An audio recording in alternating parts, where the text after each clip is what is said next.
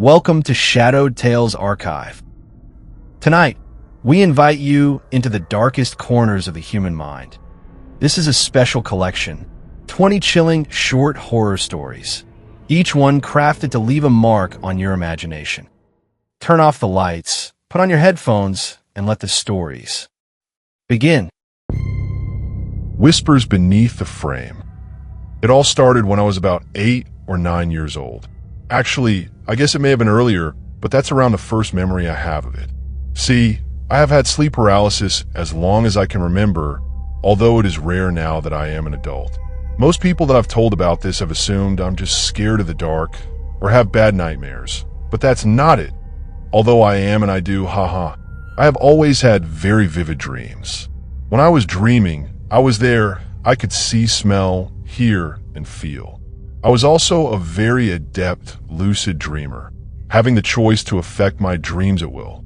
That didn't work on nightmares though, and I often had nightmares before these episodes. Horribly vivid nightmares, almost every night.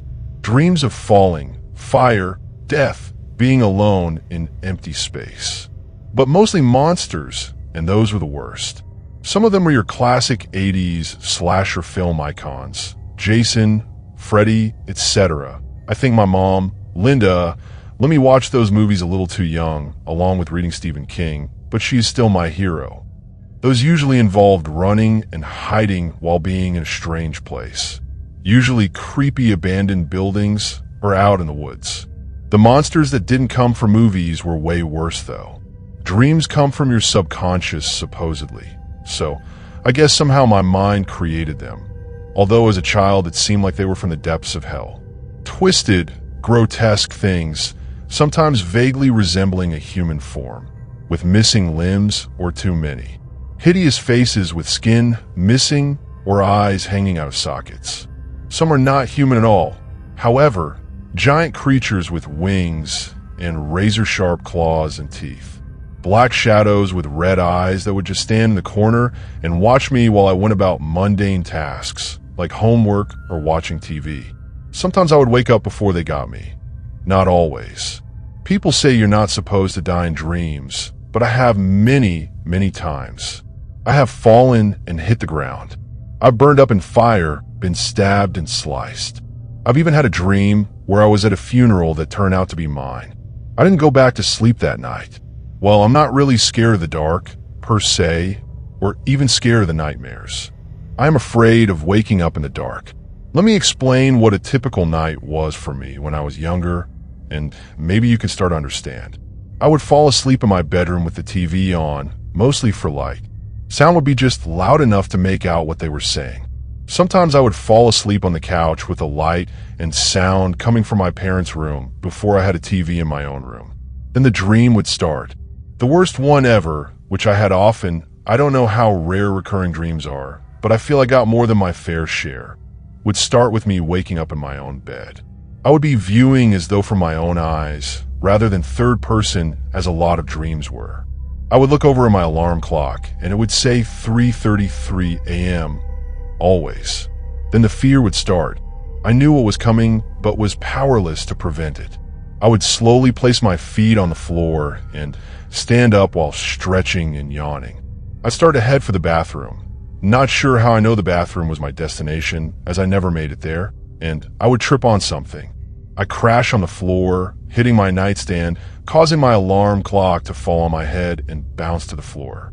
So I'm lying there cursing myself and looking under my bed. There is nothing there, and I mean nothing. The meager light in my room should penetrate at least a few inches into the darkness, but it's like a wall of black shadow.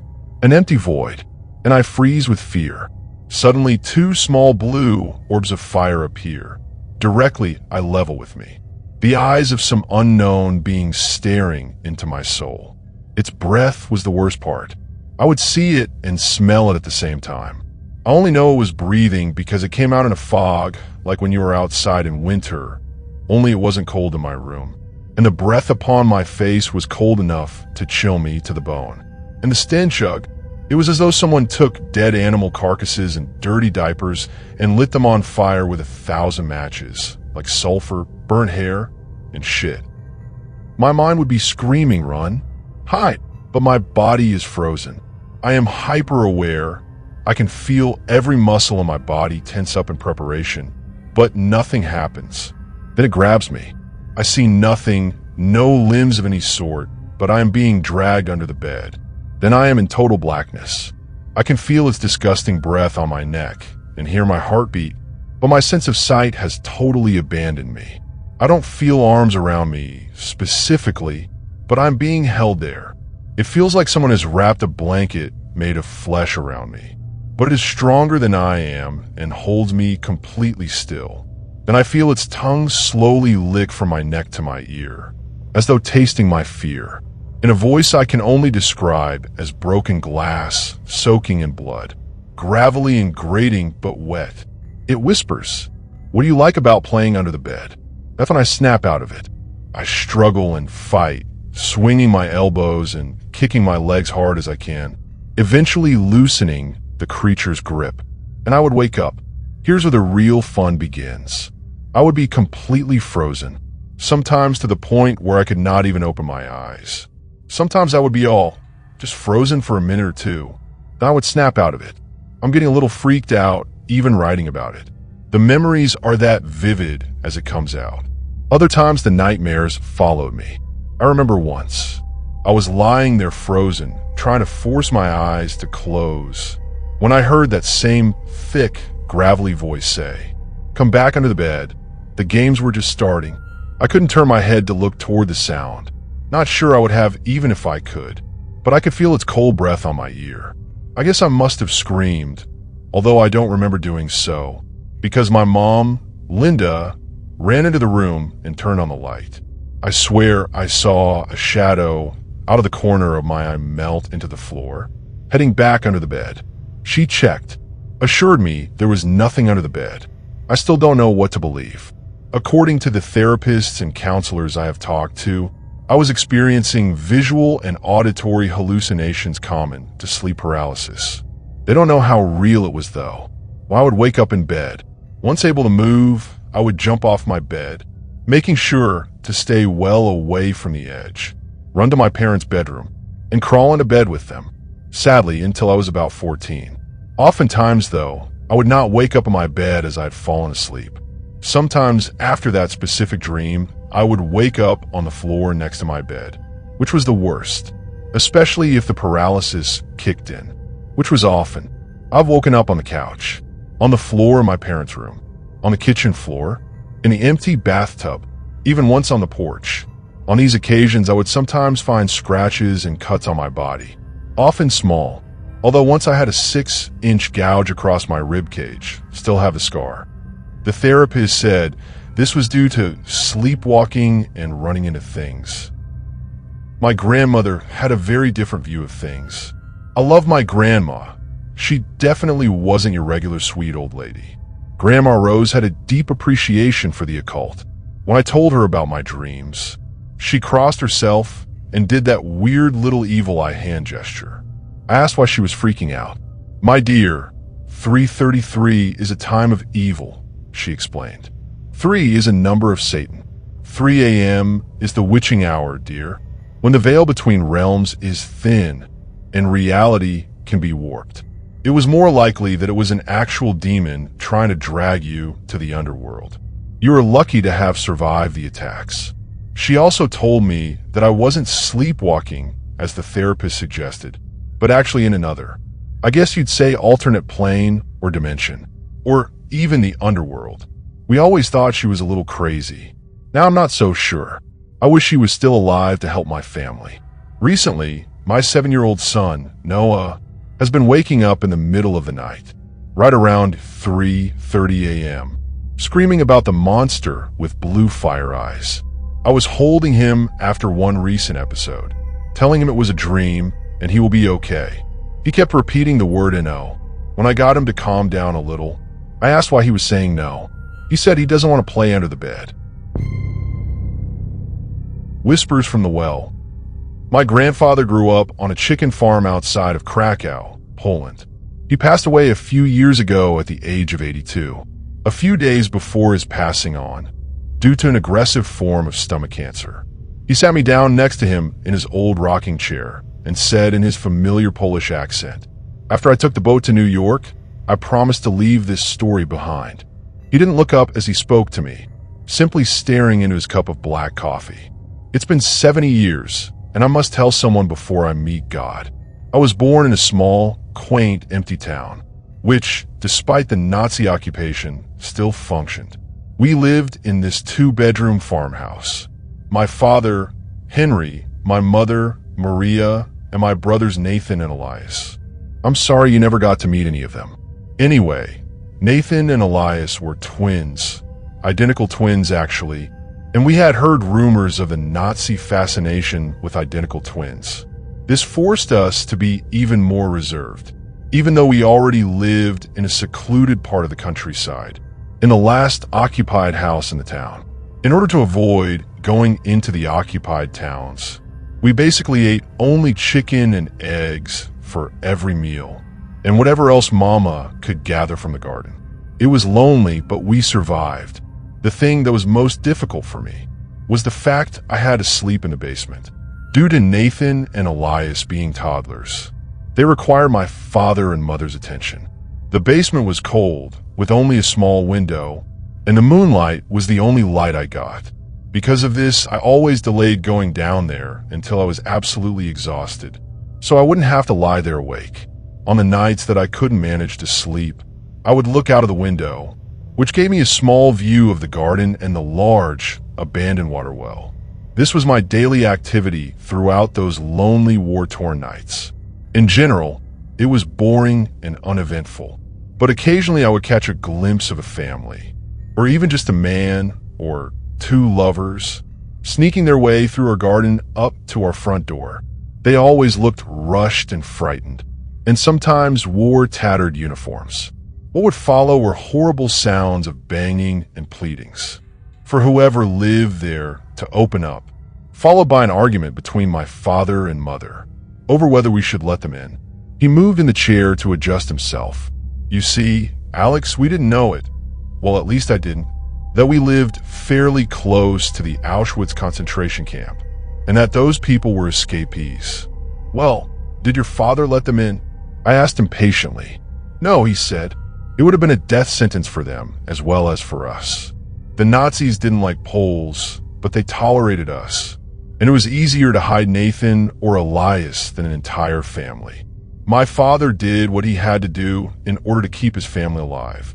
As the war went on, fewer and fewer people began showing up in the middle of the night. That's about the time our chicken and vegetables began to disappear.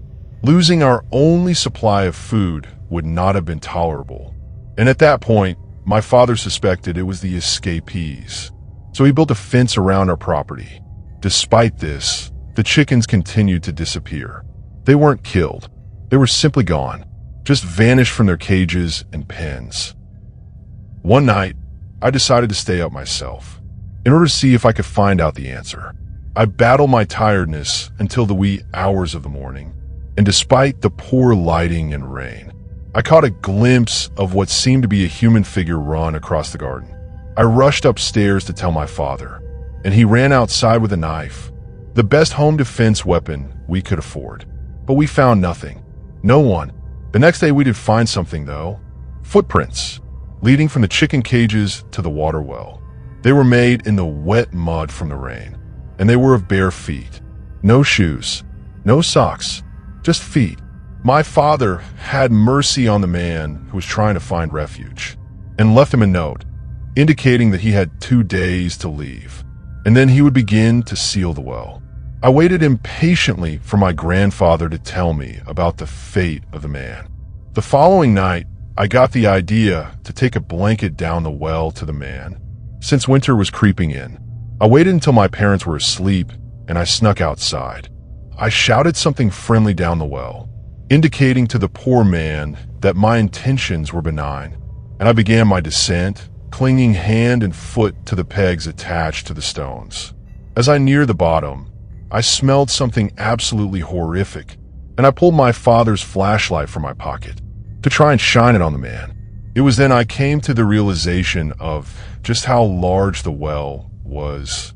having been used to supply water for the entire town, and its families in the past, families which no longer remained. But I found no man, only a hole, a gap in the stone where the wall of the well had collapsed, opening up to some type of crevice, only 2 meters wide and 3 meters deep and tall. Inside sat not a man, but an entire family, of which only a single skeleton-like creature survived. The light reflected off of its sunken eyes and gray skin. Blood covered its face, and chicken carcasses were strewn everywhere. A pile of decomposing poultry beside a woman, and what I suspected had been her son and daughter. Children who couldn't have been much more than 5 years old, and they seemed to have been dead for weeks. The man, if he even could be called that, just gazed at the light, and I stared back, incapable of breaking his stare. I did not feel threatened by him, for he lacked any aggression whatsoever. He simply crouched motionlessly, without a sound, next to the putrefying bodies of his loved ones, and the chickens that must have been his source of water. As their meat was uneaten, he was empty, devoid of whatever in us makes us human. He should have realized the members of his family had died long ago, but he was still bringing food for their corpses. He couldn't accept it. He did finally turn his head, though, when I shone the light back onto the corpse of his daughter. He stared at her, and then sat down closer to her, and continued his vigil. "You can leave now," I said to him. "I'll open the gate so you can escape. My father will seal the well in the morning. Please leave now." My young voice and advice seemed to have no effect on him. At that moment, I decided it would be better for me to just climb back up the well and leave, and hope the man would follow and escape. As I began my climb, I shone the light on him one final time. "What did you see, Grandpa?" I shuddered. I saw a tear fall from his eye. He had become a man once again. He was only able to break free from the delusion after seeing the body of his daughter, which had until that time been obscured by the darkness. He realized then that he had been bringing food not to his family, but to corpses. That night it rained again, but in the morning when my father returned to seal the well, I found no footprints leading out of it. Whispers by the river. My mother loved me. From my first memory, she was always there, pulling me out of harm's way.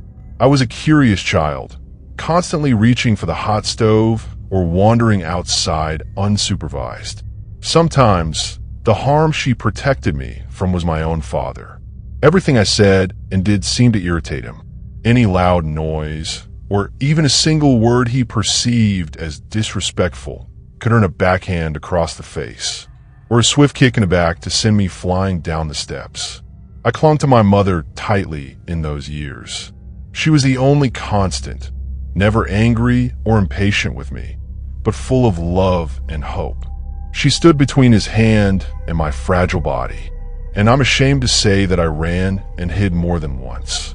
As he took his anger out on my dear mother, Claire, my grandparents, Thomas and Margaret, lived across town. They were anxious for me to get to the age where I could spend weekends or summers with them. Most little boys would be excited about a weekend at their grandparents' place, but I feared the time when I would be forced to endure the hard, back-breaking summers. My older cousins had seen.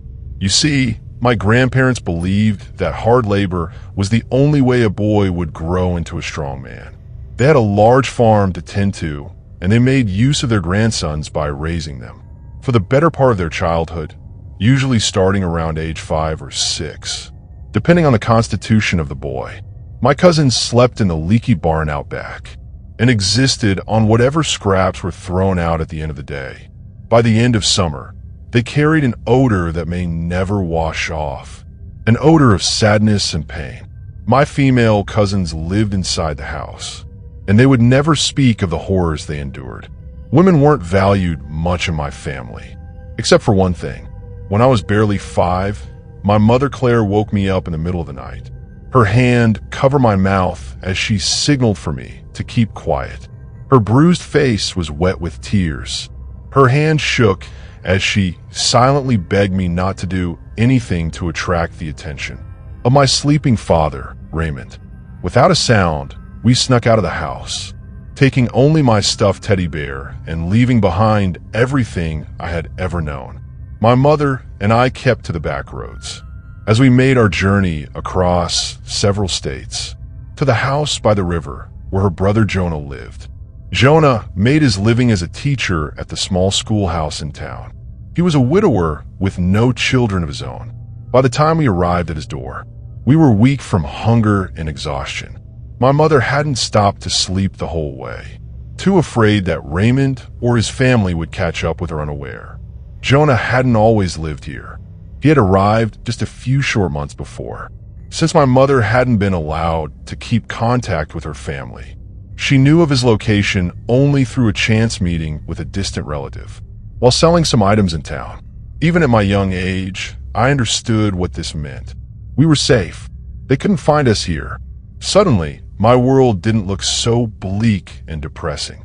I would no longer suffer my father's wrath for playing too loudly in the backyard or getting up to get a drink of water after bedtime. I suppose, given my history, I should have been wary of this new man, this Jonah, but he exuded a calm demeanor. My instincts told me he would never hurt me. For 2 years, my mother and I lived in peace. At Jonah's house by the river, Claire started working at a small shop in town, and I went to school with my uncle. At night, we would eat dinner in the small kitchen and talk about our day. I spent my summers down by the river, fishing or watching the grass grow. I developed a fast friendship with a boy down the road named Finn, and we never spent a weekend apart, riding bikes and playing in the woods. It was a sweet time, the best of my childhood memories. But nothing good lasts forever. My mother took ill in the winter. I was 7. I was looking forward to Christmas and the break from school and sleepovers and late night marshmallow roasting. But then, my mother was sick and everyone got very sad. It seemed only a week passed, a week in which she went from happy and rosy to pale and withdrawn in her bed. On the morning of the parade in town, I begged her to take me. My young mind didn't understand real sickness. I had recovered nicely from years spent with my father and was now blessed once again with the innocence and selfishness of youth. Mother pulled herself together and off we went. She held my hand and bought me caramel popcorn at the stand. We laughed and giggled for a few minutes. She appeared healthy and whole again. Then she fell, right there at the parade in front of everyone. My sweet, wonderful mother, who always protected me, collapsed to the pavement, and I only stared in confusion. Claire was rushed to the hospital in the next town, and I squeezed into a corner and cried silently. When the nurses came to me and asked me who my father was, what possessed me to utter his name? Why didn't I say the name of my quiet Uncle Jonah, waiting at his house by the river? Shock, perhaps, and confusion. I didn't understand they were asking who to call. No, I answered honestly, and off they went.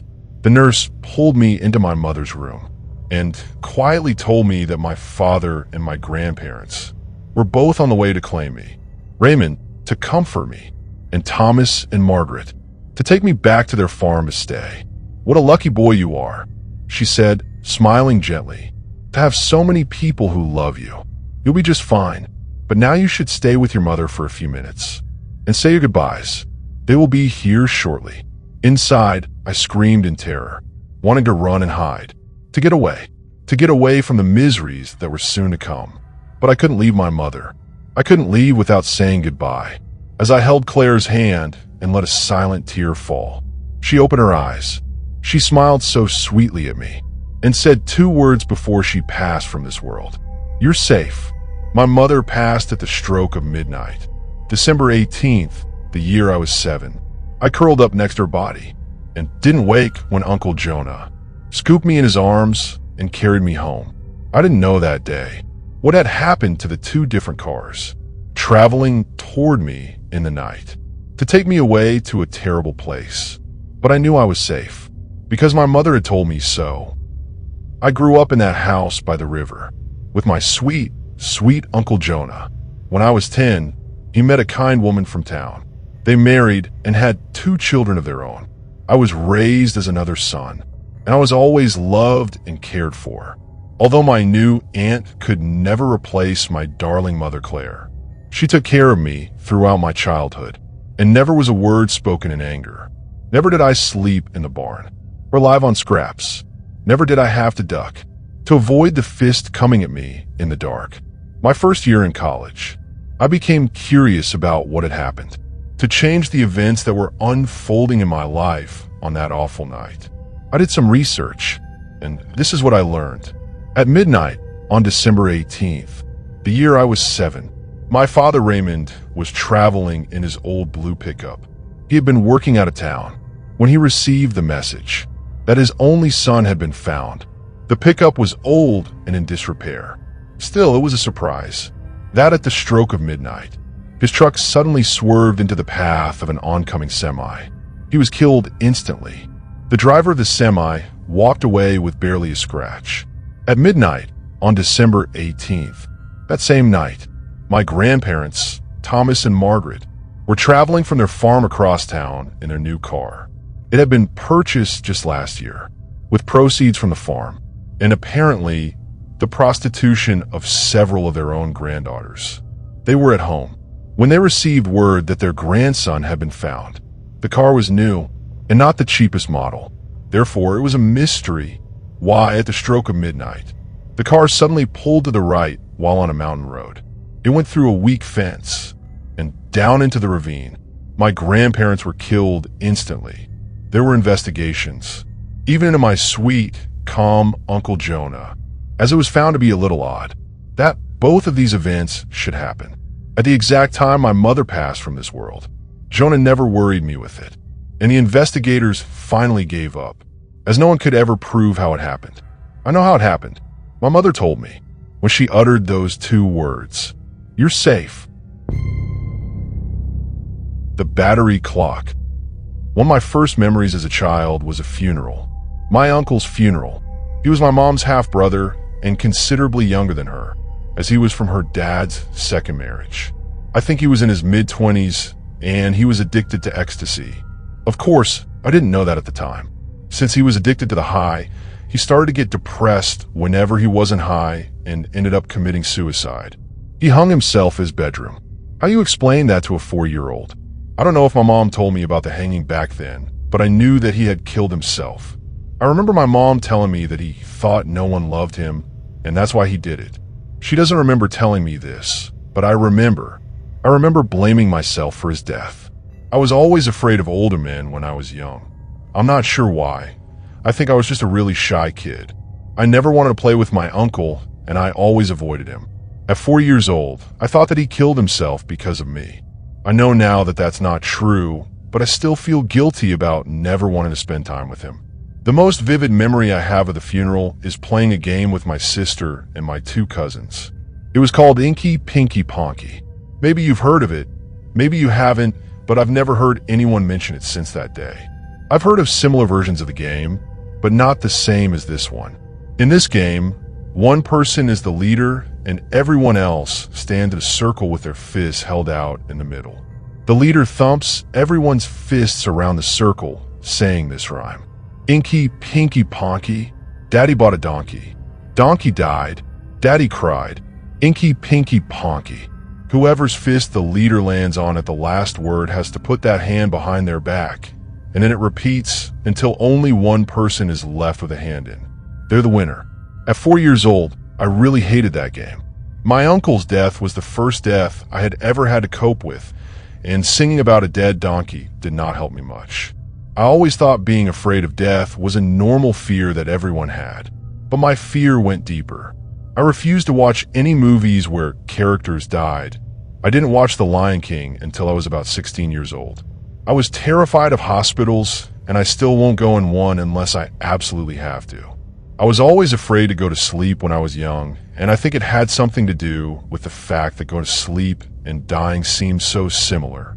Parents often explain death as going to sleep forever. I'm not sure if that's how my parents explained it to me, but it certainly would explain it.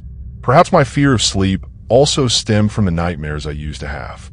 One in particular is so silly now that I look back on it. I dreamt that I was running away from a witch in this forest. She eventually caught me, brought me back to her house, and tried to cook and eat me.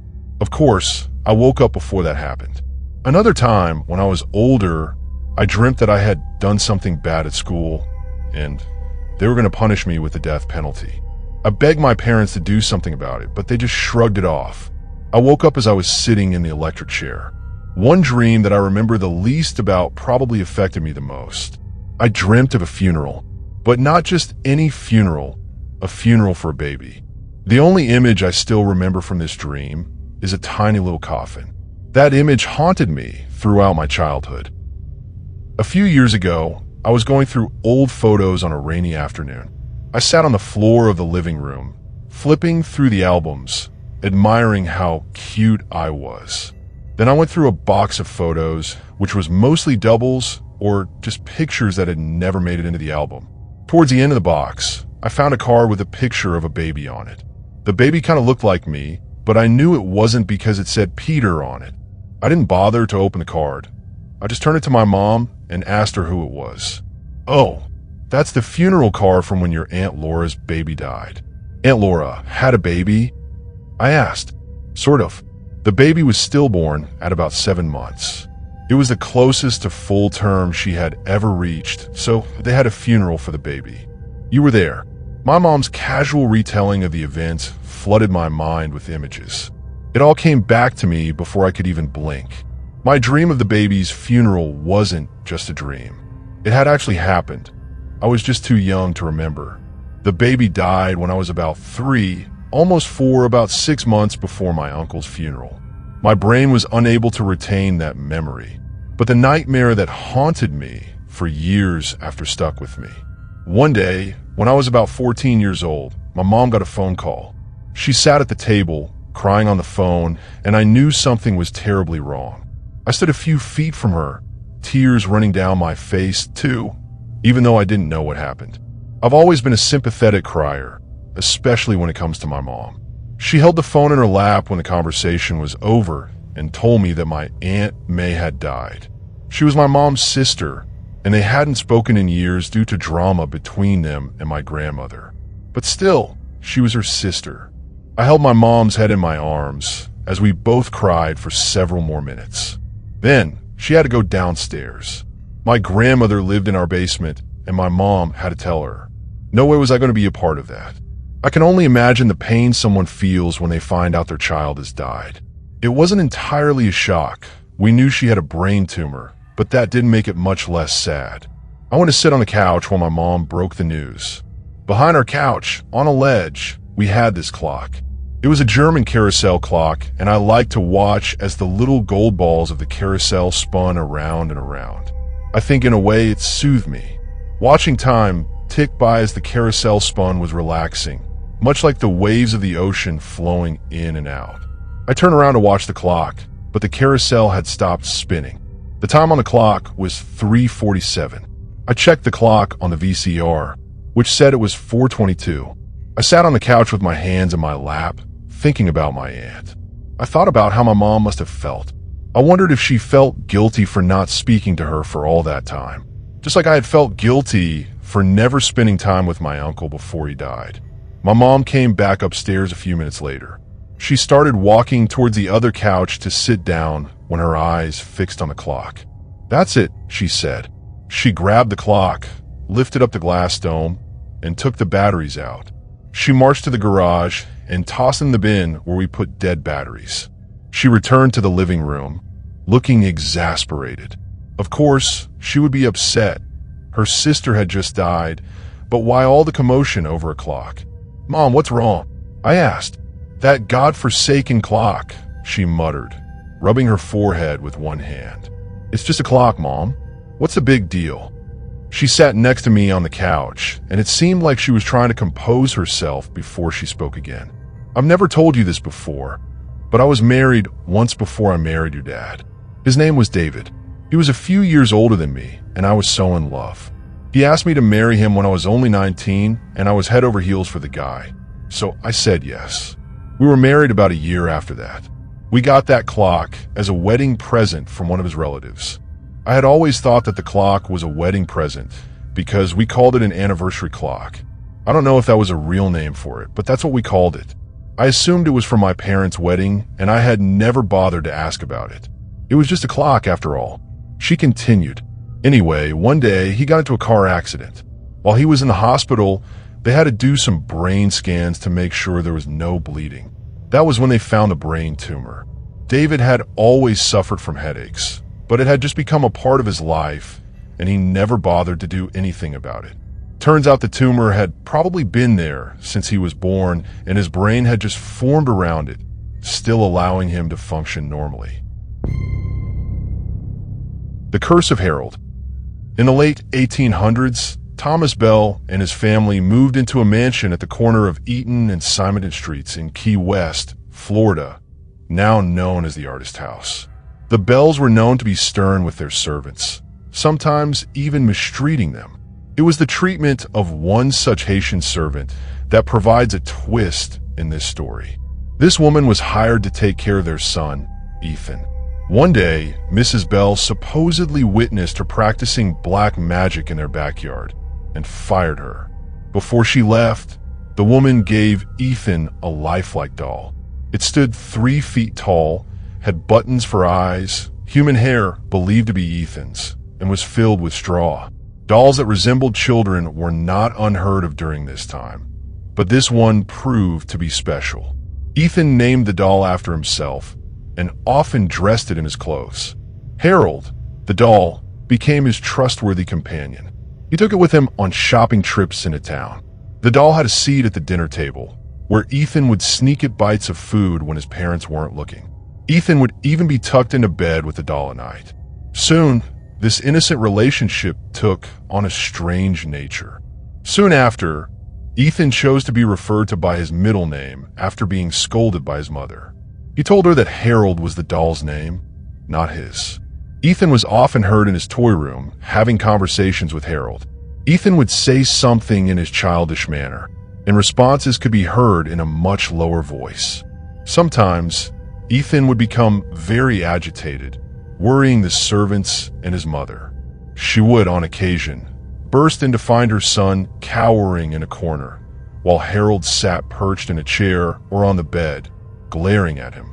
This was only the beginning. Household objects would be found thrown across the room.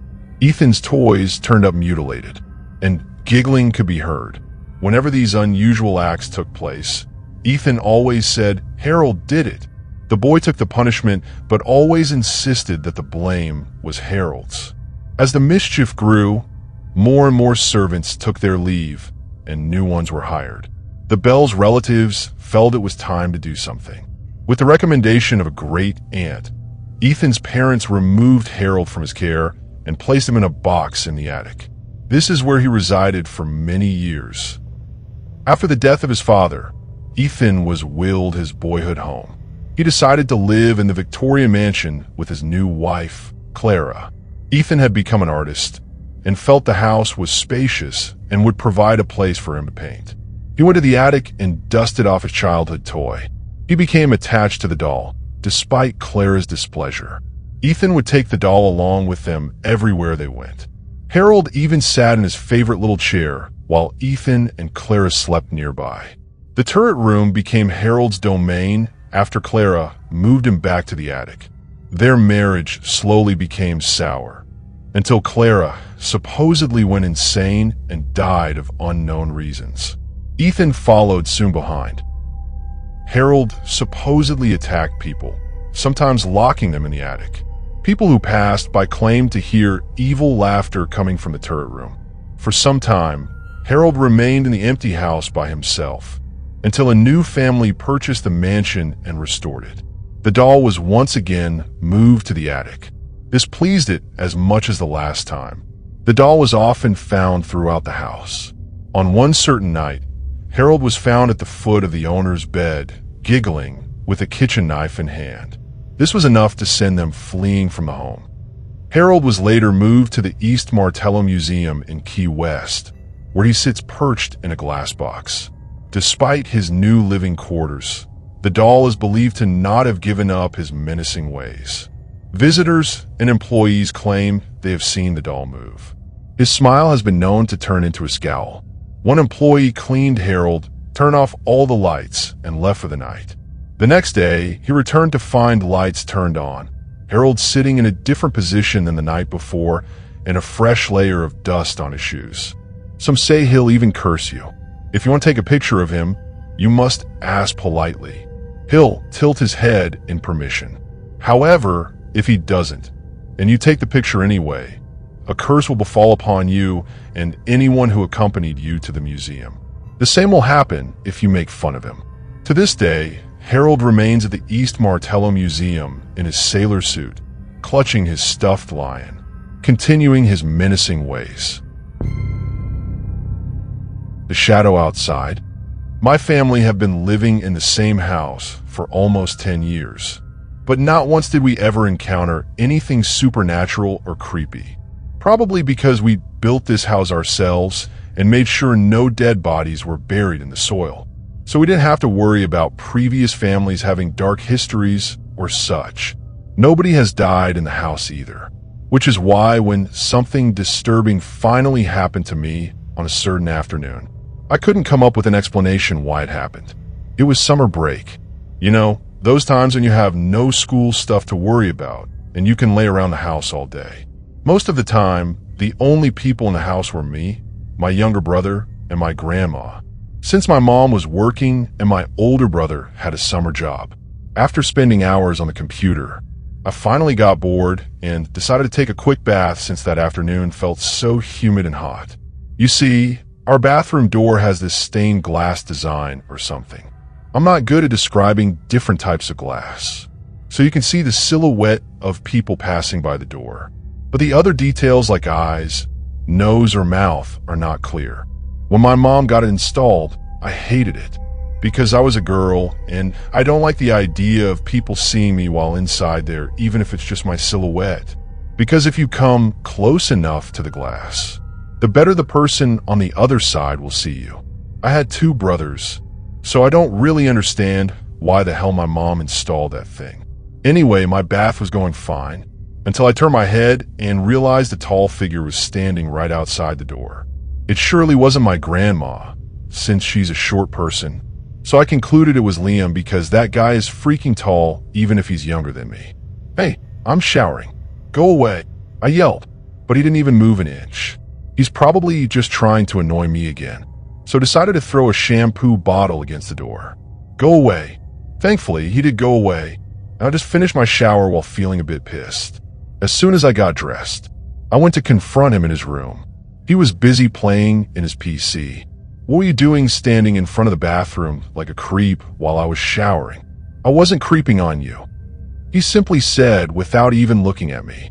I just rolled my eyes and didn't press any further, since he tends to lie when caught doing some crap, and it won't be easy to make him admit to it anyway.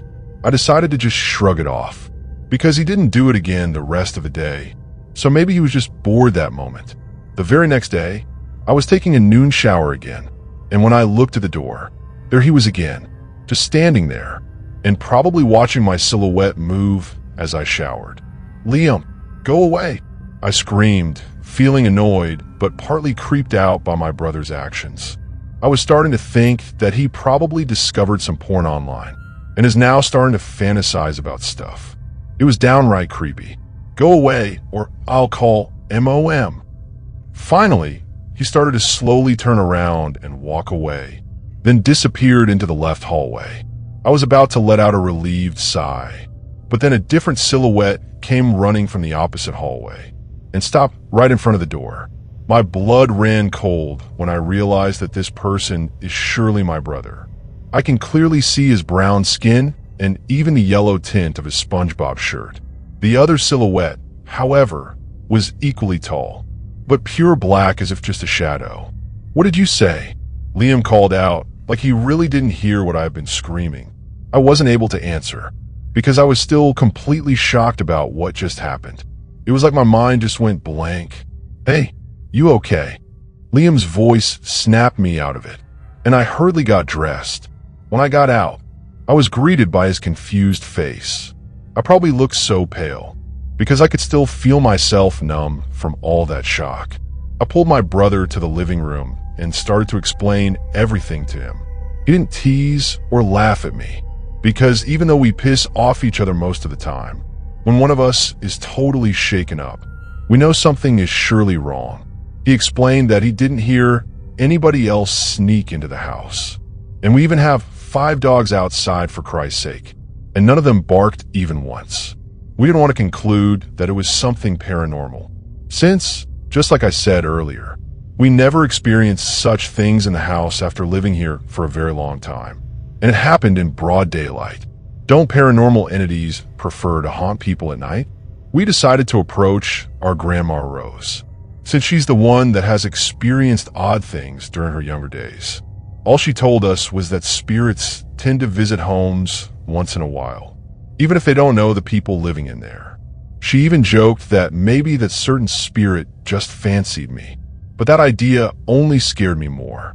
The 3 of us agreed to keep the matters from my mother, Mrs. Carter, since she's a full-blown skeptic and would probably just nag me, saying that I'm reading too much horror stuff. It was already comforting enough for me that 2 people sincerely believe my story. Since that last encounter, I don't enter that bathroom without praying, and praying to be kept safe from whatever that thing was. For all I know, it could be a demon, and I sure as hell don't want a demon stalking me. It didn't happen again for a few days, as if to give me a break, but then it visited me again as if for one final goodbye, being the very unfortunate me. It was late at night, and most of the lights were already off, although none of us were asleep yet. I was the last to take a shower, but I made sure I had my phone inside the bathroom with me, since the fear was still crawling around my system. I kept my eyes glued to the stained glass as I tried to shower as quickly as I can. I was only halfway done washing away the shampoo when I saw the same black figure slowly walk closer to the door. I actually fucking saw how it appeared from the dark hallway, like it has always been there all the time. Heart racing, I slowly reached for my phone, letting the shower stay on, so that thing hopefully wouldn't know that I already noticed it. I was already letting out shaky breaths as I went to my brother's contact number. As soon as I pressed call, and Liam's phone started ringing from somewhere in the house, the figure suddenly reached for the doorknob and started to try and open it. The knob was shaking so violently that I thought it would actually break. At that point, I just lost it. I screamed. I let out the loudest scream I ever made in my whole life, hoping that everyone would hear it and come to my rescue. I just felt so fucking helpless, and it was the most horrifying thing I have ever experienced.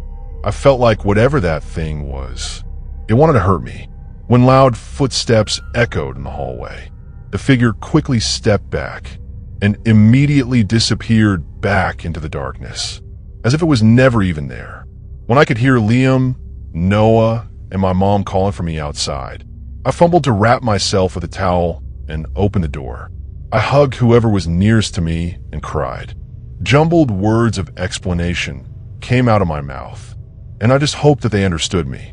Thankfully, Mrs. Carter didn't nag me and stayed beside me the whole night to assure me that I'll be okay.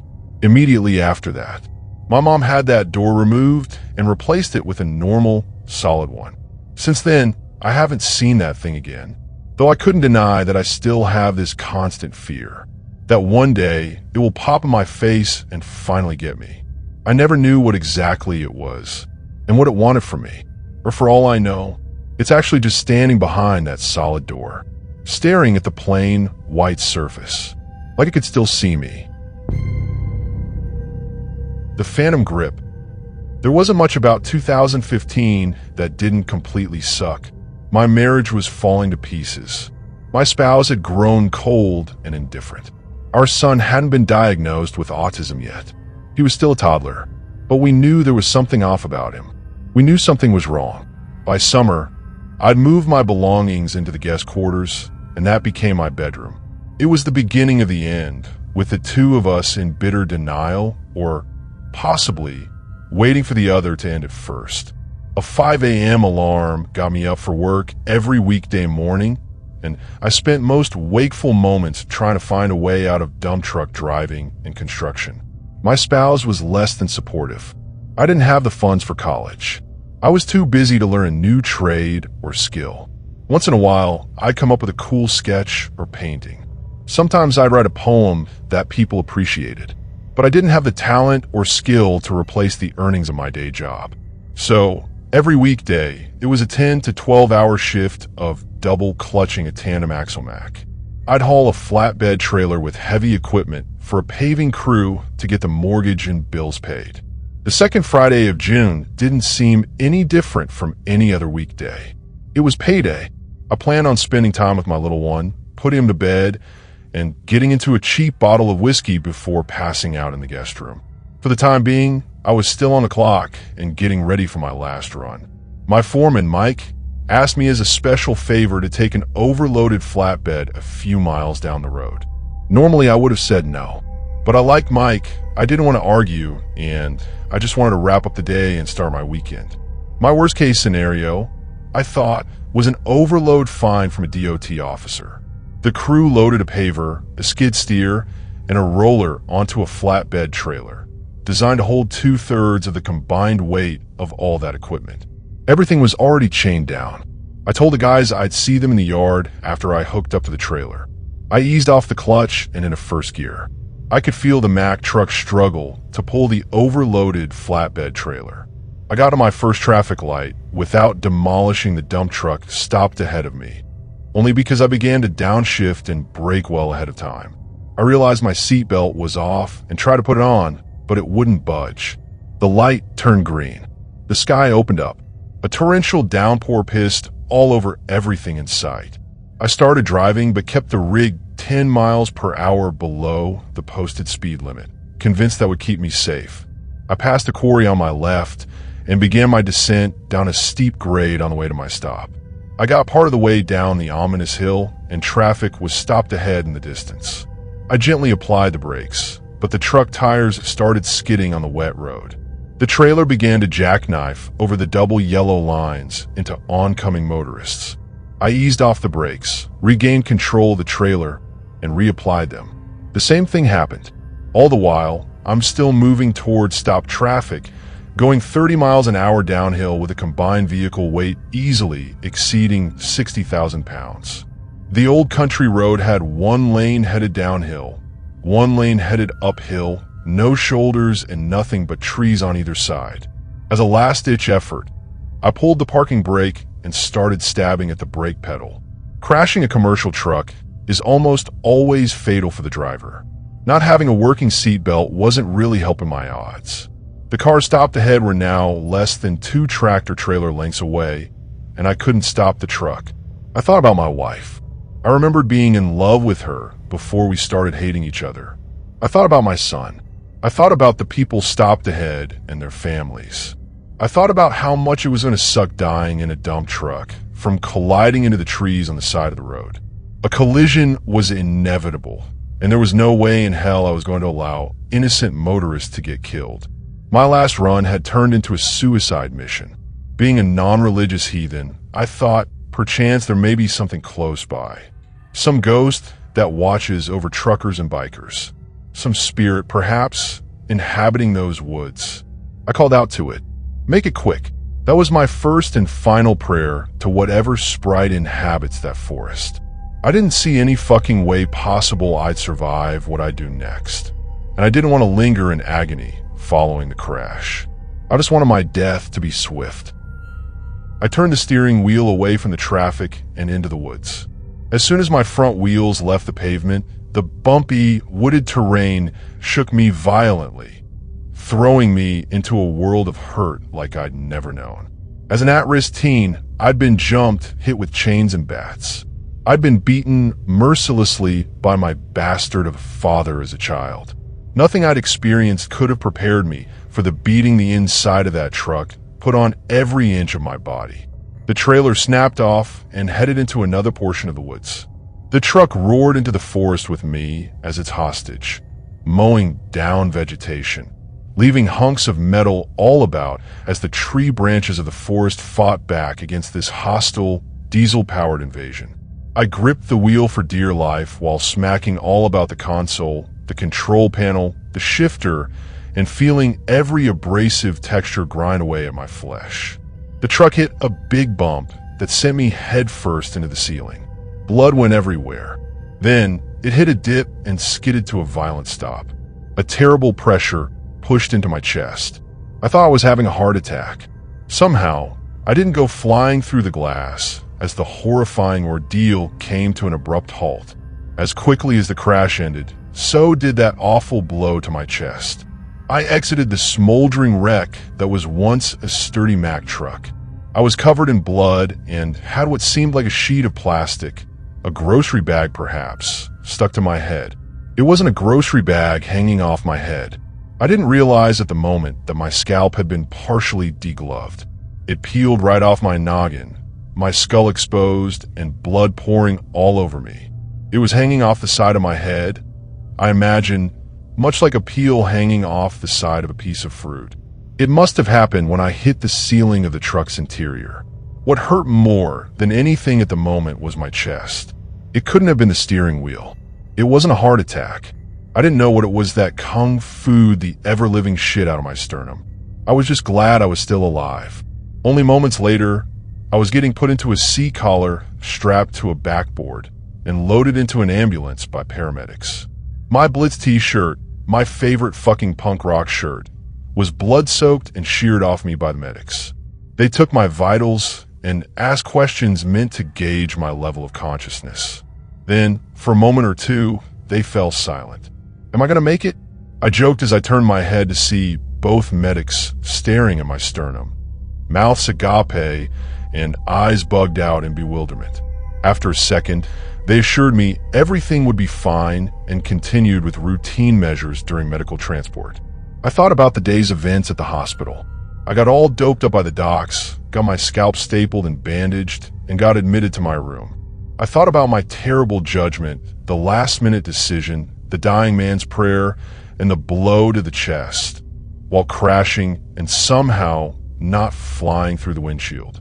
I thought about it all in my hospital room. I stood bare-chested before a mirror gazing at my bruise. Across my chest, spanning about 12 inches in length, was a deep purple mark in the shape of a giant, ghastly hand. The whisper of Grandfather Gray. My grandfather was a Lutheran minister. Growing up, he had 4 brothers. His wife, my grandmother, was an only child and a divorcee, a terrible blemish in the 1950s when they wed. Her first husband had been abusive, but even with that justification, a divorced woman marrying a minister in that day and age was an anomaly. Other than that, I know remarkably little about my grandparents. This story is about my grandfather, Grandfather Gray. We called him, though he was never scary to us. He had a big hearty laugh and would sometimes take the long way home down a big hill, so our tummies would toss. He'd let us decorate his office with streamers when we went to visit, and we mutually impersonated the mysterious figure of Echo that my sister and I had dreamed up one day as children. The joke stuck. Every time we visited, we'd dress up a mannequin in a costume and position it at the top of the stairs, saying that Echo had come to visit too. Over the years, we started sending tapes back and forth of our deeply modified recorded voices, always impersonating Echo. He usually had a riddle or joke for us. Sometimes he told us to be good or enjoy an upcoming trip. In turn, we'd create tapes and send them to him. He thought we were immensely talented and would tell anyone who'd listen that my sister and I were going to be famous broadcasters someday. I remember the day my grandfather died. It was March 1st, 1991. I was young, and he'd been sick as long as I could remember. He was always in and out of the hospital, having some procedure or running some test. But that never dampened his smile. His death wasn't unexpected. We went to visit him in the hospital before he passed. I remember picking out my best outfit. I think I knew it was the last time I'd see him alive. We traveled from central Pennsylvania for the funeral near Elm Ridge. It was scheduled for March 4th, my birthday. Looking back, I was unforgivably selfish about the arrangements. I pleaded and begged for it to be changed so we could observe my birthday, and when that didn't work, I resorted to guilt. It'll scar me for life, I promised. This did not turn out to be true. At least, I don't think it did. I'll never be able to celebrate a birthday without thinking about this day, I sneered. This turned out to be true, though I often reflect more on my poor character than any other aspect. You'll be sorry you scheduled it for that day, I threatened. This, as fate or other forces would have it, also turned out to be true.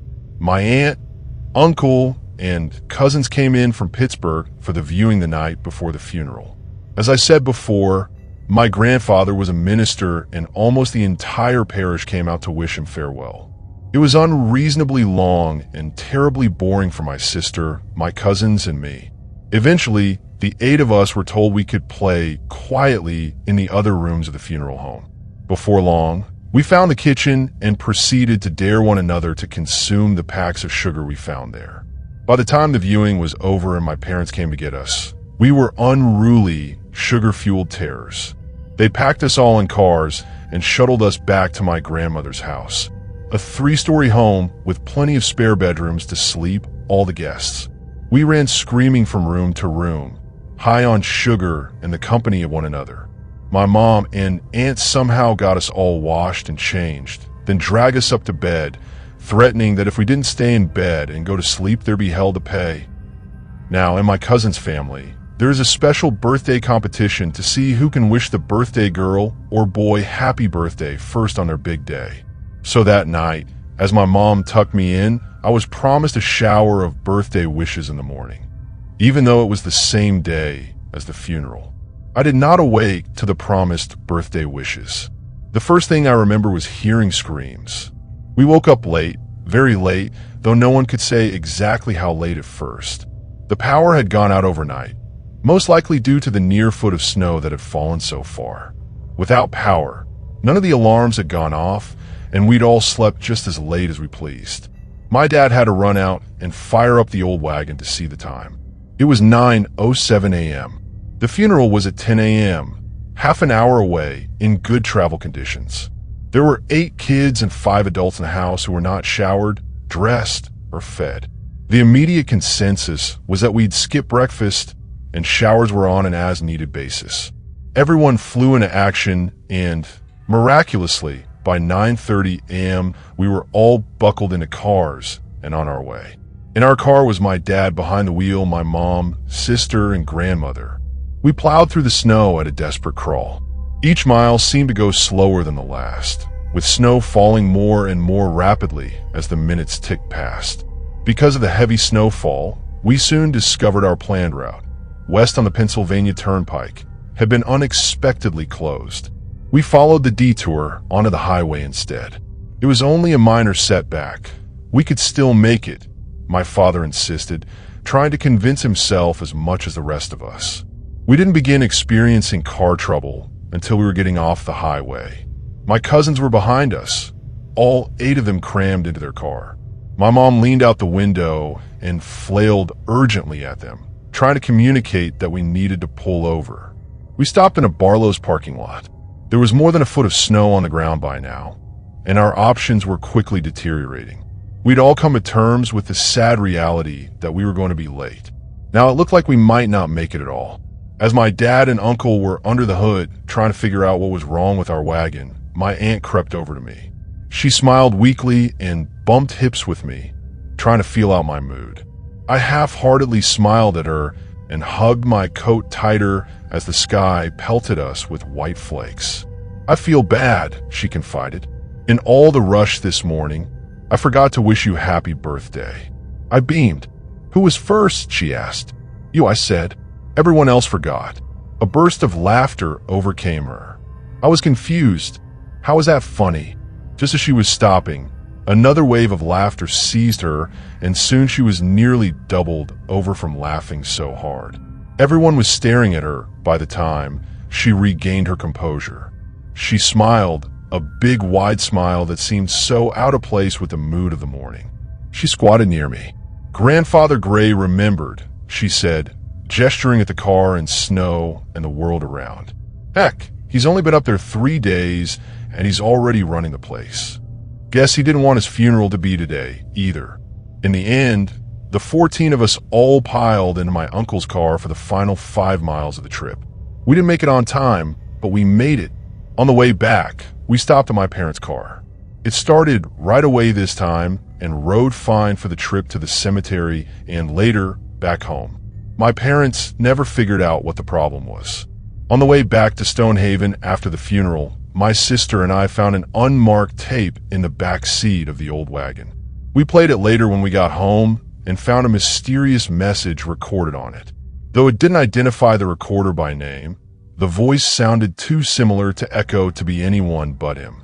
The tape explained that sometimes life doesn't go our way, but that the people who love us will always try to do their best for us. It signed off with a promise that he'd always use every resource at his disposal to ensure our happiness. He always did.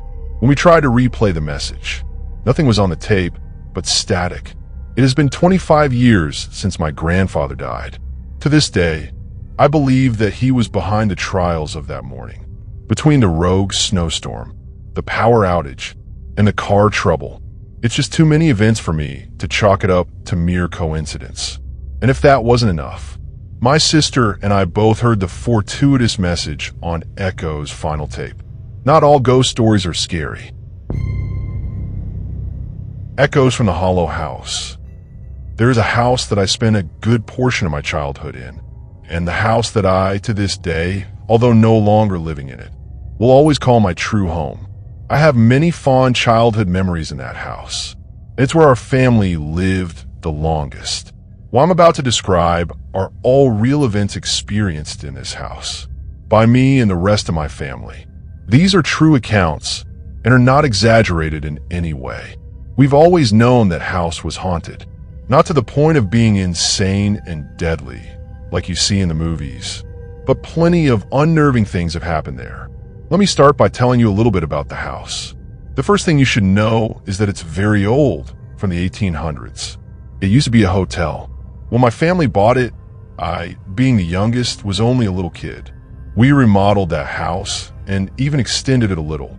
It took a very long time, but eventually that old, rickety house from the 1800s got a brand new modern makeover. However, the things lingering in that house which we couldn't see stayed. At first, it started out with smaller things. My older brother, Ethan, would occasionally be falling asleep in his room upstairs, which was always cold, and someone would blow in his ear. He would open his eyes and look, but of course, nobody would be there. We were told by a few different people that a cranky old woman used to live there who would sit out rocking in her rocking chair on the balcony, which we removed, yelling at people who would walk by. There was one night during which one of my older sisters, Sarah, was sleeping on the couch in the living room, and she started hearing a creaking sound. She described it as wood creaking rhythmically, coming from a spot just outside one of the upstairs windows, which used to be a door that led out to the balcony that no longer exists. One time, when I was little, being all adventurous like I was, I took a digital camera up to the furnished attic at night, where it was quiet and pitch black. I made my way into the middle of the room, held up the camera, and started snapping pictures. I could only see what I was taking pictures of when the camera would flash. And then afterwards, when I looked at the taken picture on the digital screen, I eventually saw in one of the pictures I had taken while I was facing a wall, a small black spot in the middle of the screen. I took another picture pointing the same way and saw that the spot was still there, but had grown. To me, it looked like some sort of portal to nothingness, a small void of blackness in the room, something that sucked up the light of the flash and didn't reflect any back. As I took more and more pictures of it, it got bigger and bigger, until it was almost covering the entire camera lens, just blackness. It then occurred to me that rather than growing, this black mass actually seemed to be getting closer and closer to the camera lens. I don't remember anything past that point. I must have run downstairs. Things started getting more physical. I was once in the shower when the water suddenly got cold, and I looked back to find that the knob had been turned significantly behind my back. At night, when alone, we each began to hear loud footsteps above us. in the biggest room on the second floor. You would only ever hear them if you were alone, or were the only one awake.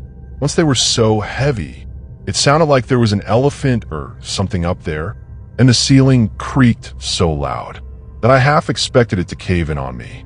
My sisters, Sarah and Emily, shared that room for a long time. Eventually, one of them moved out. Only one remained in it. When she was walking around up there, you could hear her footsteps clearly. The only problem was, I would also hear those footsteps walking around when she wasn't home. Sometimes I was home alone. My mom, Margaret, was awakened one night while my friend Ben was sleeping over to loud footsteps running up and down the stairs. According to her, it sounded like more than one person and was practically a stampede. She jumped out of bed, angry at us being up so late causing such a racket, opened her bedroom door into the room where you can see the bottom of the stairs. But there was only dead silence and darkness. Everything was still. She thought we must have run upstairs, and she had just missed us, so she went up the stairs and opened the door to the room we were sleeping in, which was my sister's old room, now vacant after they had both moved out. But we were sound asleep. She thought maybe we were faking it, and inspected us closer, and realized that no, we were clearly out cold, and had been that way for quite a while.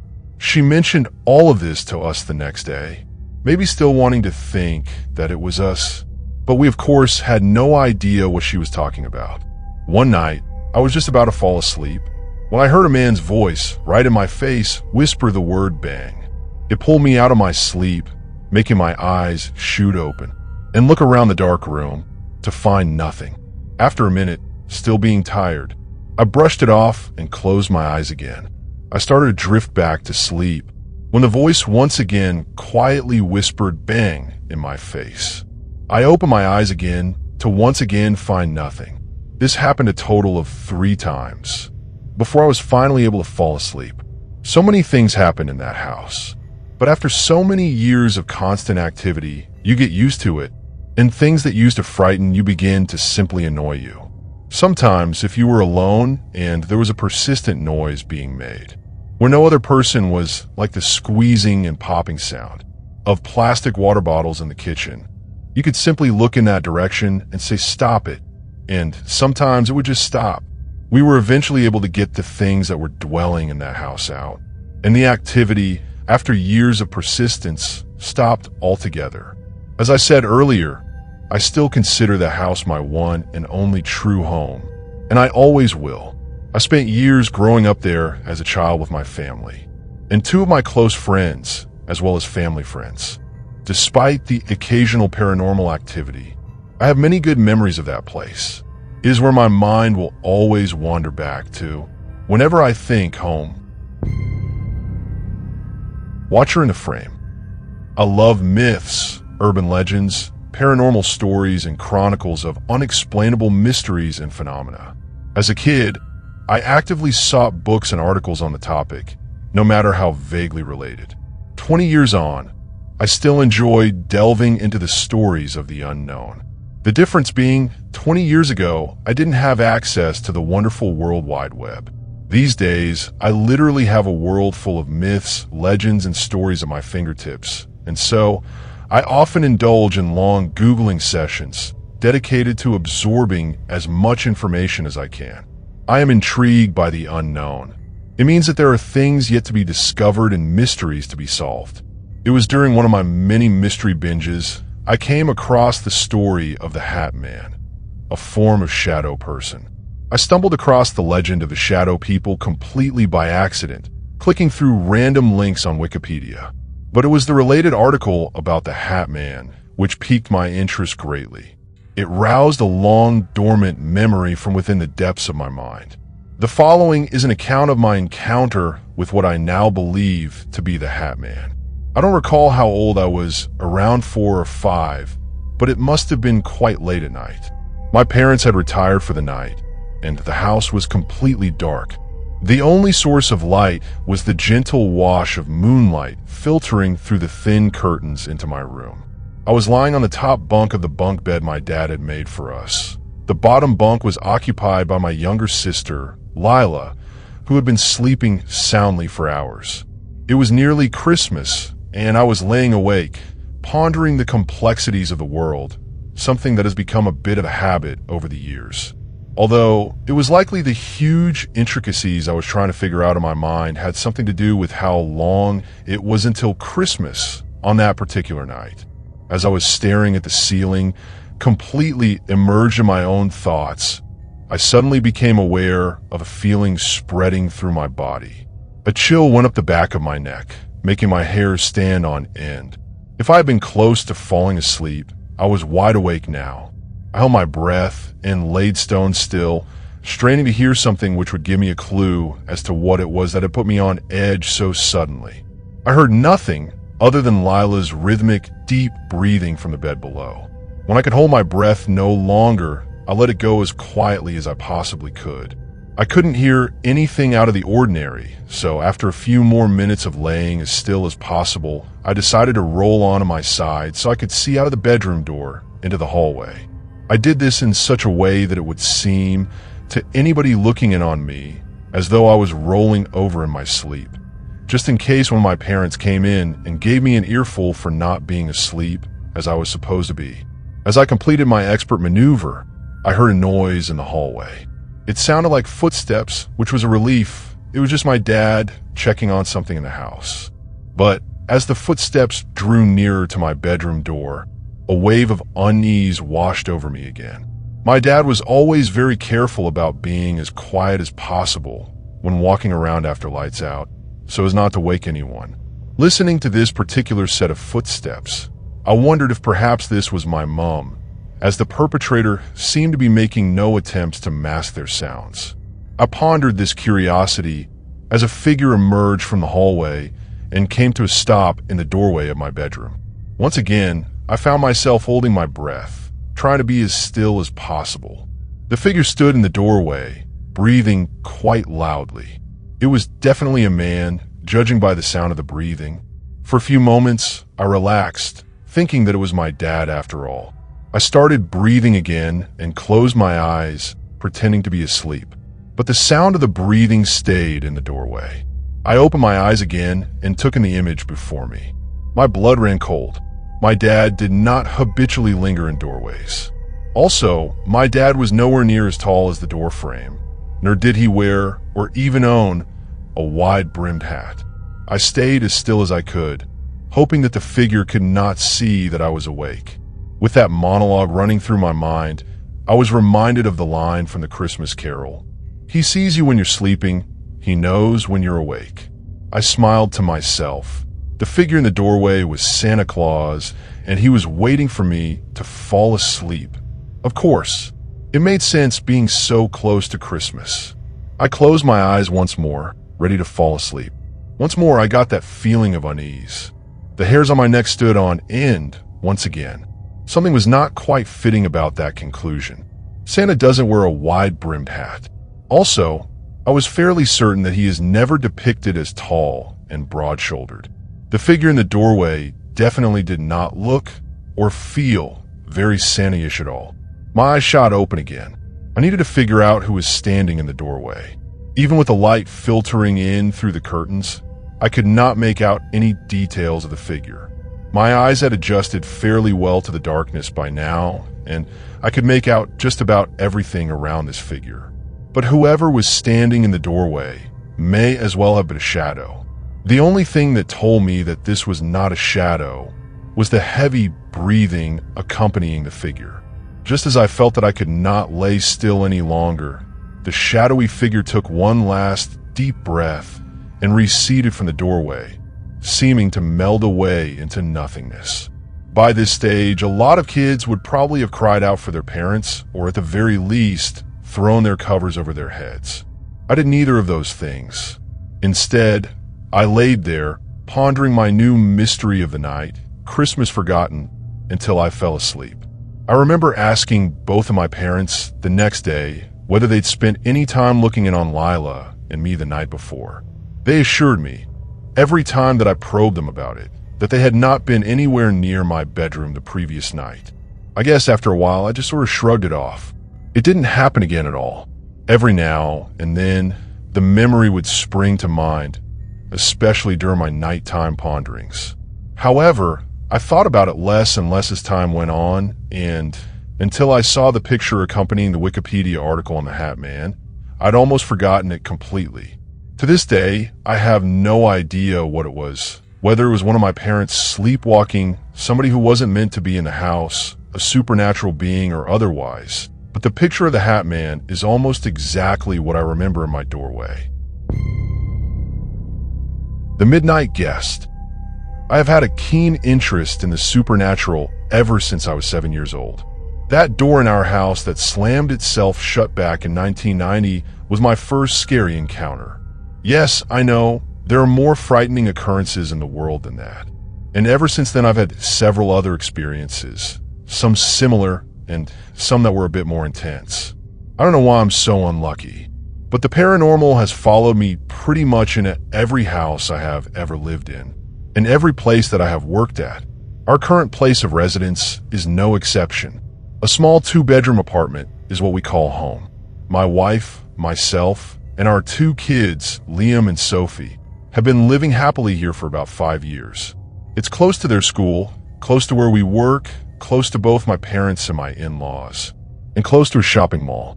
From time to time, we've heard some strange sounds in our home, mostly at night, but nothing that truly convinced us that it was supernatural. Because of the size of our place, it's fairly easy to pick up sounds and little noises from any of the rooms, and we would usually think of rational explanations for them. It's probably the wind that blew over that container on the kitchen counter, or the batteries in that toy are old, so that's probably why it started playing by itself. But we never actually got up to investigate. I think deep down, and not wanting to admit to each other, Marissa and I feared that we might walk in on something that we didn't really want to see.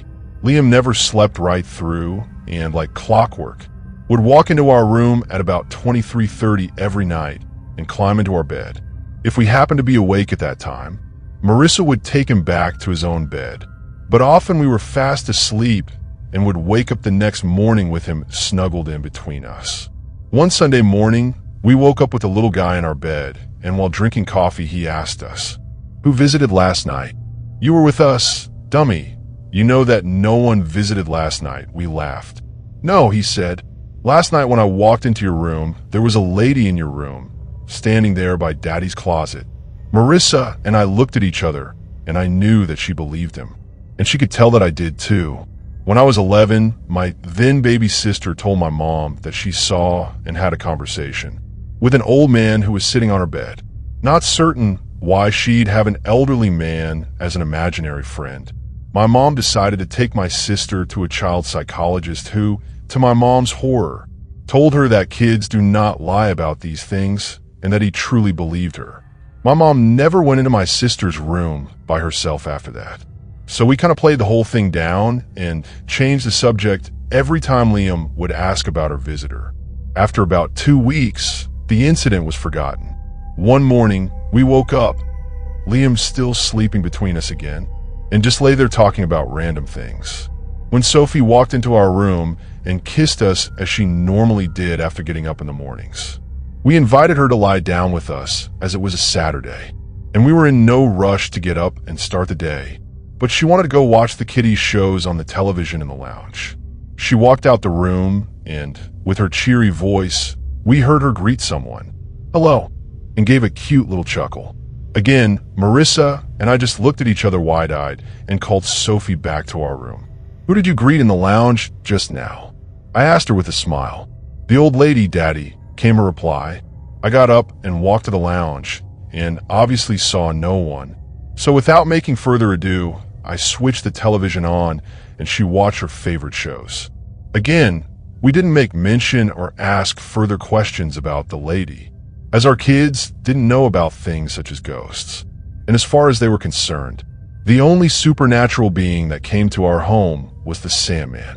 Months passed without any sightings or talk of the lady, except jokingly between Marissa and I, usually after the kids were asleep.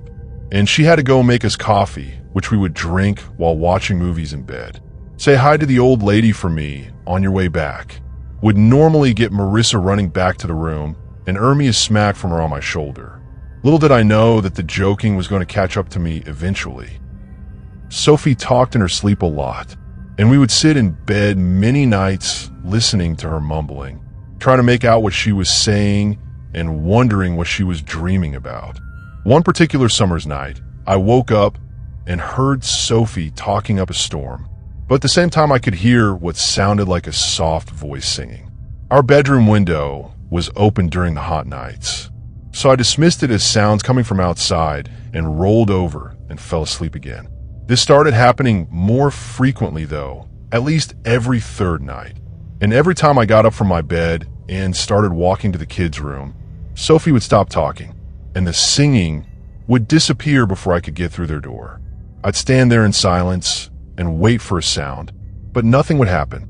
Again, I thought that it must have been sound from outside, because as I walked out of my room, the singing would stop. It made sense to me. The next couple of days, we had unusually chilly weather, so we closed our bedroom windows at night. And guess what? I did not hear the singing. I was relieved, but it didn't last too long. On one of these cold nights, I was lying in bed awake while the rest of my household was asleep, thinking of everything from work to what we would eat the next evening.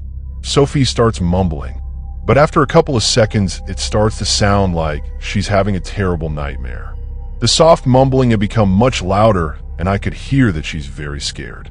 Just then, the soft singing started too. I got up slowly and quietly made my way out of her bedroom. Each step I took towards the kids' room made my heart beat a little faster, as the singing kept growing louder and louder, clearer and clearer, where in the past it started disappearing as I neared their room. Standing right outside the kids' door, I heard Sophie's mumbling dying down, but the soft singing, clearly a woman's voice, continued. Chills sprinted up and down my spine. My legs started feeling like they do when you run away from someone in a dream. Like jelly, while I could feel cold beads of sweat dripping down my side. My mouth went dry instantly as I listened to this sweet-sounding lullaby, one which I've never heard before and will now never forget. Blacks and bays, dapples and grays, go to sleep, little baby. I knew I had to confront whoever or whatever was in the room with my kids. So I took a breath and slowly started pushing the door open. When you wake, you shall have. The singing stopped abruptly as I peeked around the door. She just sat there on my daughter's bed, arms folded in her lap, and head turned towards me. We just looked at each other. I wanted to, but couldn't get my eyes off of her. Then she just carried on singing softly. All the pretty little horses. My wife said she found me lying in the kids' doorway and helped me back to bed. Apparently, I was ice cold but sweating a lot. I myself can't remember what happened after those last few words she sang. I must have blacked out. But the strange thing is that my kids have been sleeping very well since that night. I wish I could say the same for myself. The watcher at the window. Monsters. Fucking monsters. Yeah, I know, they aren't real.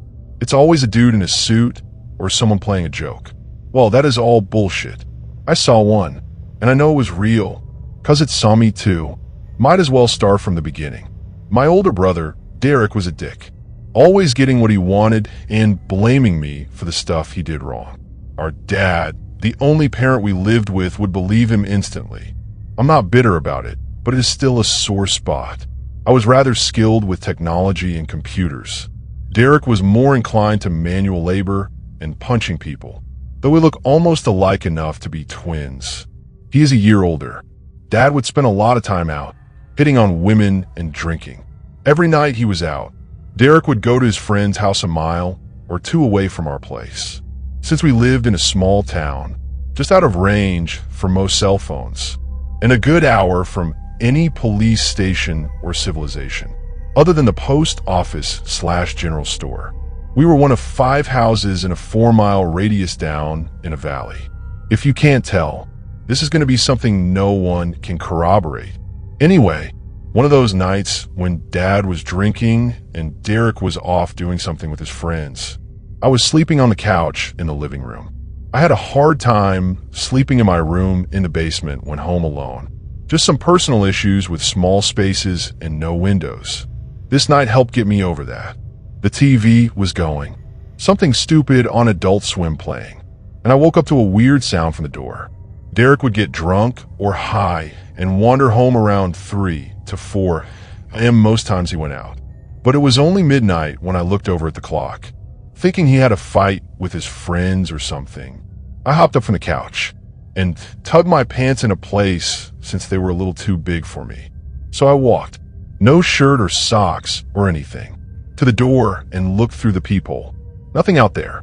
With a shrug, I thought it was a dog and walked back to the couch. The moment I sat down, looking at the TV a moment, something caught my eye. Outside the window was a rather small shadow, probably the dog that had been pawing at my door. I gave a sigh, thinking about how that mutt could take a crap on the porch, and I'd have to clean it. I walked back to the door, glancing at the window the moment my fingers touched the knob. Every cell in my body locked up, freezing me in place. My skin started shivering.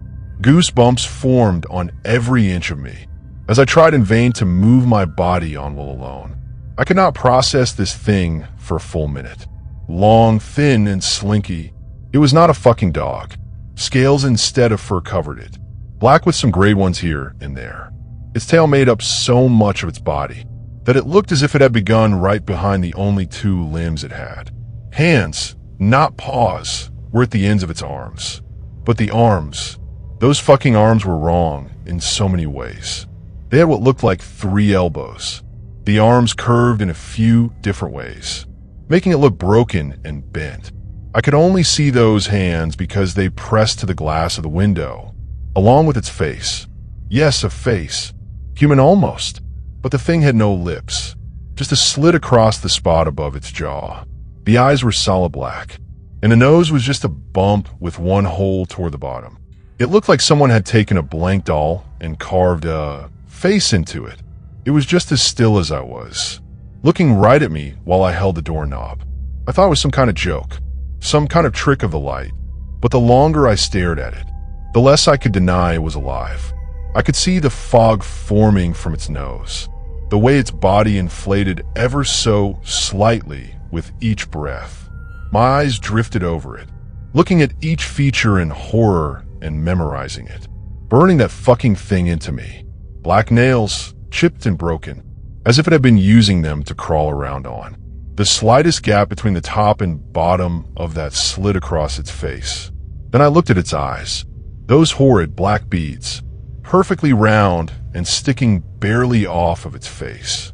I could not tell if it were moving them at all. Then it did the creepiest thing it could have. It smiled.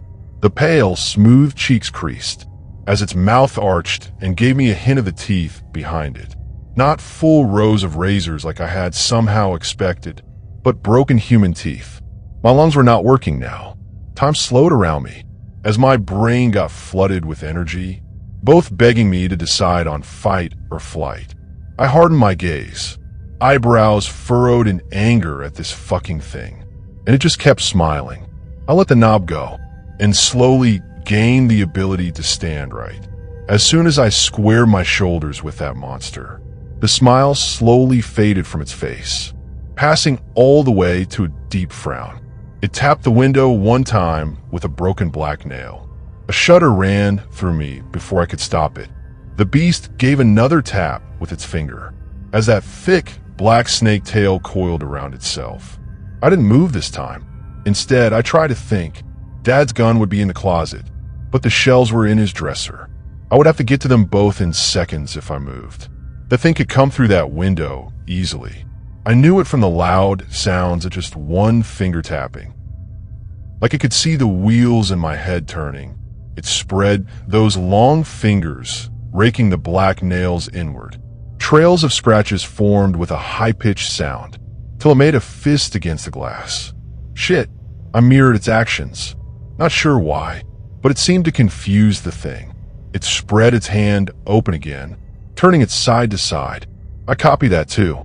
It raised its hand up. Mine followed. Then it touched its face. I cupped my cheek the same way. Then it twisted its arm into an O shape. Double shit. When I could not copy that movement, It went back to smiling at me, now curling and uncurling its arm, as if it were mocking me for my lack of joints. This fucking thing. Not only had it caused a fear in me I had never known, but now it was teasing me. This fucking monster freak was acting like it was better than me, without meaning to or any form of planning. I looked it right in the eye and said, "At least I have legs." It stopped moving its arms and looked right in my eyes. Face gone into a blank slate again. Then in the worst, deepest, and most evil voice I could ever imagine, it spoke. "And I have you." Diving backward into Dad's room, I slammed the door shut and ran for the gun. The closet door slid hard to the side, slamming loudly, while blood rushed through my body. My fingers gripped the barrel, and I all but leaped to the dresser, fishing into it with one hand and pulling 3 shells out. I turned to the door, stuffing them into the 12 gauge, and pointing right at the center of the door. It took me maybe a minute in total once I was in the door, but I was ready. I was going to blow that thing to pieces. I stayed there, holding the gun and waiting for 5 minutes. No broken glass sounds, nothing but silence. Then I whipped around, checking both windows. Nothing again. For hours I stood there, ready to unload all 3 shells into anything that moved. For hours I waited to see those twisted hands reaching for me. Then the front door opened. I turned around, still pointing at the door. When I heard Derek call out, "Hey, you up?" I shakily opened the door, still holding the gun. Nothing in the window, and my older brother popping open a can of soda. He was not drunk or high-tonight, just kind of sleepy looking when he said, "Why do you have that?" I explained what I saw. I explained what happened, and I begged him to believe me. He said I was just fucking with him and went to bed, me begging him to stay up with me till morning. No dice. So I sat on the couch, shotgun in hand, looking at that same window till Dad got home the next day. He didn't believe me either. I slept in my room. No windows and only one door all day, and the next night I stayed down there. I couldn't go into that living room again for weeks. Derek actually stayed with me all night one night, showing me there wasn't a damn thing to be afraid of. I don't know what people have told you, or even what you believe, but there are things out there. There are things that want you hurt. There are things that can and will toy with you just for the fun of it. My advice, get a gun and a bunker, because that is as close to safe as I feel most nights. Shadows in Port Lume. It was his first time in Port Lume. The coastal city seemed to sprawl on forever, and for a little while he was concerned about getting lost there. But fortunately, he had a lot of friends accompanying him. One look at them as they stood gathered there outside the bus station, and he felt neither alone nor afraid. "Take one of these whistles with you," said one of them, handing him a smooth silver whistle and moving on to the next person, handing him a whistle as well. "What are these for?" he called to him. "Well, since we're dividing into small groups to explore, I thought it was a good idea for us to have a quick way of calling out to each other." He looked back down at the whistle, and then to everyone else slowly forming groups of different sizes. He was the only one traveling alone, since he had a few relatives he wanted to meet and a few traders he had to discuss terms with. I had best get going, he thought. It was all a very boring affair. He wanted to finish his visits as quickly as possible so he could meet up with his friends and maybe go around the city, seeing the sights. The British had left only a few years ago, and the city had since become a model city for development and growth. It was called the City of Light, and he wanted to see exactly why it was so. It was already evening by the time he finished all his work. He was considering where to start looking for his friends when he was approached by a weak, aging woman. "Could you help me carry these, son?" she said, gesturing to a sack of rice. It looked heavy even by his standards, and he was surprised the woman had actually managed to carry it at all. "Sure, Gran. Where's your home, exactly?" he said, lifting the sack onto his back. "Not far from here," she said, smiling sweetly. There was something off about her smile, but he kept following her anyway, dismissing it as his imagination. It took him 5 minutes of toil to get to her house, and he was grateful for it not being any farther. She offered him food as he sat on the threshold of her tiny house, trying to catch his breath. He tried to refuse, thinking he should probably be joining his friends soon, but she insisted. "I really can't let you go, son. You have helped this old woman. Besides, I have a real treat for you if you can do me just one more favor," she said earnestly. "What's that?" he asked her, wondering if the favor was more donkey work. "Well, you see, my son died last night," she said, her face serious and strangely impassive. "I am but an old woman, and I do not have the strength to bathe him for the burial." He felt shaken by the woman's request and a little embarrassed at wanting to get away from there. The helpless old woman was simply preparing for her son's funeral. "I'll be honored to help," he said after a moment, resigning himself to do another good deed. She thanked him profusely, led him through a narrow corridor and into what appeared to be a rather austere lounge, seating him on a rug. "I'll get you some food first. You will need your strength," she said, bringing him a tray full of pilaf rice. "Let me know when you're done," she said, and left him to go elsewhere. He was grateful for the food. His stomach had been aching for a while now, and some pilaf was just the thing he needed. So he dug in eagerly, searching the rice for some meat. He found a finger. His body gave a shudder, and he immediately spat out the rice he had been chewing. He held up the finger he had found to the light and realized beyond doubt that it really was a human finger. That woman was a cannibal. The horrifying realization hit him like a hammer, and he dropped the finger out of shock. And then he realized that he had probably been lured there to be eaten. He looked around him, searching for a way to escape. The woman was waiting outside, he knew, and he did not want to risk running through her. She could be carrying any number of weapons, and he needed to be very, very careful about how he dealt with the situation from then on. One wrong move, and he could be the next guy to be made into pilaf rice. So the first thing he decided to do was to take all the rice he had scattered over the rug in shock and sweep it all under the rug along with the finger. He threw some more rice under the rug to make it appear as if he'd eaten his fill, and then called out to the woman and told her that he was ready to bathe her son's dead body. She led him out back to a courtyard where a dead body was indeed placed, covered by a large white sheet on a wooden bed. He wondered if that was really her son. Did she intend to eat her own son as well? Perhaps the body was simply another one of her victims, and he was actually helping her clean him up for her next meal. The thought was chilling. He was treading in dangerous territory, he knew, so his senses became extremely alert to every single move the woman made. She was carrying an oil lantern and went over to stand by the body's head, holding up the lantern for light. He brought some water in a large steel bucket and began to bathe the body, keeping an eye on the woman as best as he could. The first thing he noticed was that the body was not very cold to the touch. Fresh kill, perhaps, he thought. Though a cold shiver ran through his spine, he concentrated on not letting any emotion show on his face. He required every single bit of concentration he could muster to stay in control of the situation, pouring water over the body slowly and trying to adjust his eyes to the dark. He quickly became aware of an advantage he had. With the woman standing at the head of the body, she cast a very sharp shadow across the walls, and he could see if she moved slightly even with his back turned to her. He thought about it a bit and decided that if the woman really wanted to kill him, then he might as well try to lure her into an attack. So he deliberately started working on the body with his back turned to her, keeping both eyes on her shadow as he worked. At any moment, he would see her hand move and would immediately counterattack. He saw what happened next quite clearly as shadows started to shift. The woman's left arm slowly drew out something from within the folds of her clothes and raised it high to attack. At the same time, something else happened just as slowly, though. Something he had not been expecting.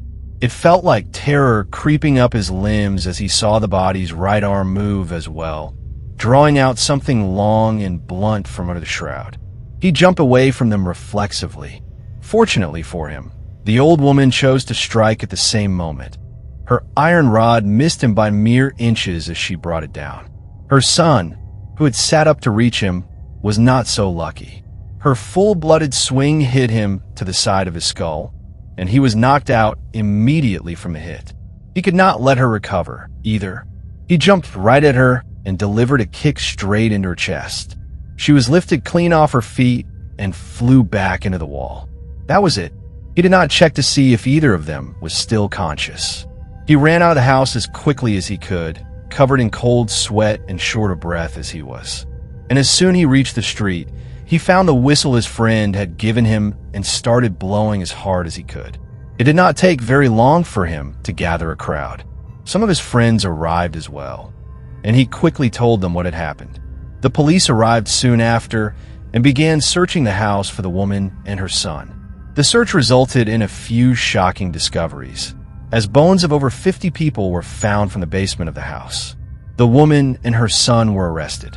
Apparently, they had been luring people to the house and eating them for quite a while. Also, according to them, they were not the only ones. Not by a long shot. The Echo editor. They're not real. They're not meant to be full of explicit gore or violence. They've always been simple stories, sometimes overdone, sometimes with plenty of cliches or plot holes, but never truly chilling to the bone. Not before that night. As most of you probably know, creepypasta.com receives plenty of submissions. I had started working on the site as an assistant of sorts after volunteering to help a friend in the staff, reading over submissions to help get through the massive backlog so that they could be opened up again in a timely manner. It was much harder than I had expected, to be honest. Most of the submissions I turned down didn't cross my mind even once after they had been rejected. Most violators followed a similar pattern. Blatant crappy pastas, grammatical errors far too frequent to ignore, rewrites of previous pastas that had been done time and time again. Now, I'm quite the horror fanatic. I love movies, games, stories, anything with a macabre theme that would send chills down the spine. Unfortunately, being such a frequenter of these sites and sources resulted in a sort of immunity to the creepy. Reading through submissions never really made me glance over my shoulder or peer into dark crevices. Not like it used to, anyway. I got cocky, thought that nothing could scare me, that I was invincible to the supposed creep factor. I was stupid. It was late. My roommate was exhausted after studying for some class, so she had turned in for the night. My cat had been fed and was lounging in the other room, probably dozing off for the moment. Luna only ever got up to run around after I'd gone to bed, finding that the most inconvenient time for me must have been the most fun for her. With no homework on my agenda and no work the next day, I tried to filter through as many of the submissions that I had been asked to look over as I could. There weren't many left, just a couple more, and they seemed fairly short. I smiled to myself after whittling them down, proud to see that I had made it through almost every responsibility. I planned on spending my day off relaxing, if I could just make it through 4 more submissions. Shock Factor was next on my list. A submission with no credit name, emailed under submission.spacefiller@gmail.com. I wouldn't be contacting whoever this was. I didn't even bother to test the address, certain that their story wouldn't make it very far. Regardless, I started reading through, almost bored at first as they seemed to go with the cliché setting of being alone on a dark, stormy night. Nothing stood out, at least not at first, but I kept reading. Maybe they'd surprise me, I thought. God, I wish they hadn't. As I kept reading, the story warped into some twisted torture flick. Apparently, the protagonist wasn't completely alone. He had someone tied down in the other room. The narration quickly slipped into a step-by-step account of a horrific dissection, without any anesthesia, on some complete stranger. The part that sent a shiver up my spine was the descriptiveness. It seemed so detailed, so involved. It was like nothing that I had ever read before. Blunt and all too natural. I rejected it, of course. It violated the rules. The email looked fake. I simply discarded it with the others and moved on. It stuck, of course, It had disturbed me a great deal, but I brushed this off as just being a good narrative. If that submission had fallen within the rules, it might have made a good addition. A couple days went by, and at first I had forgotten all about shock factor. With the submissions all filtered through and the next submission period being moved on to, I offered to help with the next load if I was needed, and was called to do so about a month later. Again, I went through the stories and rejected whatever didn't follow the FAQ. Honestly, you'd think that some of these people hadn't even given the link a quick gloss over. And it showed up again. Shock Factor Part 2. Did this person honestly expect a Part 2 to be submitted when his first had been rejected? I felt kind of pissed off, thinking that this person had just resubmitted their works, and even a little bit nervous as I remembered just how graphic the last one had been. Regardless, I opened the submission and started to skim through. I was disgusted as I found that the narrator was up to his old tricks, this time with a younger victim, stated as being somewhere around 15 years old. I didn't bother reading through the whole thing, as it somehow managed to disturb me more than the last one. Detailed accounts of torture and abuse far beyond what I ever wanted to read in my life. All the while, it had that extremely real feel to it. That tone that dragged me in and made me believe that this was some actual legitimate account. For a brief moment, rather than some sicko's idea of a joke. A joke. A sick joke to play on the staff for rejecting his first story. That's what this must have been. It was discarded. I made it through my quota, and I didn't volunteer to help anymore after that. For a short while I thought that it was over, and went back to my normal, everyday life. Classes, work, boyfriend. Classes, work, boyfriend. Classes. I began to slip back into my schedule, though memories of the Shock Factor series kept bubbling up over the next week or so. I assured myself that it was over, until I received an email titled, Shock Factor Part 3, to my personal address. It was impossible. There was no way that this guy could have gotten my personal email. I deleted it without bothering to read it, unnerved by the fact that he found me. I tried to think of every possible logical explanation, even getting upset as I considered that my friend had planned some elaborate prank to disprove my boasting over never being creeped out. After sending her an annoyed message, I received a new one, this time titled, Shock Factor Part 3. You should read it this time. My blood ran cold. How the... I looked at the description nervously. The glimpse of a message any Gmail user would be familiar with seeing, located next to the message title. This time there's a cat, and I know you love C. It read, trailing off. I exited the tab and closed my computer. On some sort of god-awful suspicion, I suddenly stood up and began searching the apartment for Luna. I called for her, looked under the furniture. I even asked my roommate about her, and found her nowhere. I started to panic, convincing myself that whoever this anonymous sender was, they had somehow managed to get their hands on something close to me, my pet, out of my house, as the topic of one of his twisted stories. How else could he have known that I had a cat? How could he have known my email address? Who the hell was he? Months went by. I graduated. I moved on in life. I got a job. I never did find Luna after that. Never did find out who was emailing me. Occasionally, I'll still get these strange emails, even after changing over to new addresses. New additions to the Shock Factor series. Every time with a short description. The worst part is that every time I receive a submission, it seems to happen just after I lose something, and whatever I lose ends up in the story.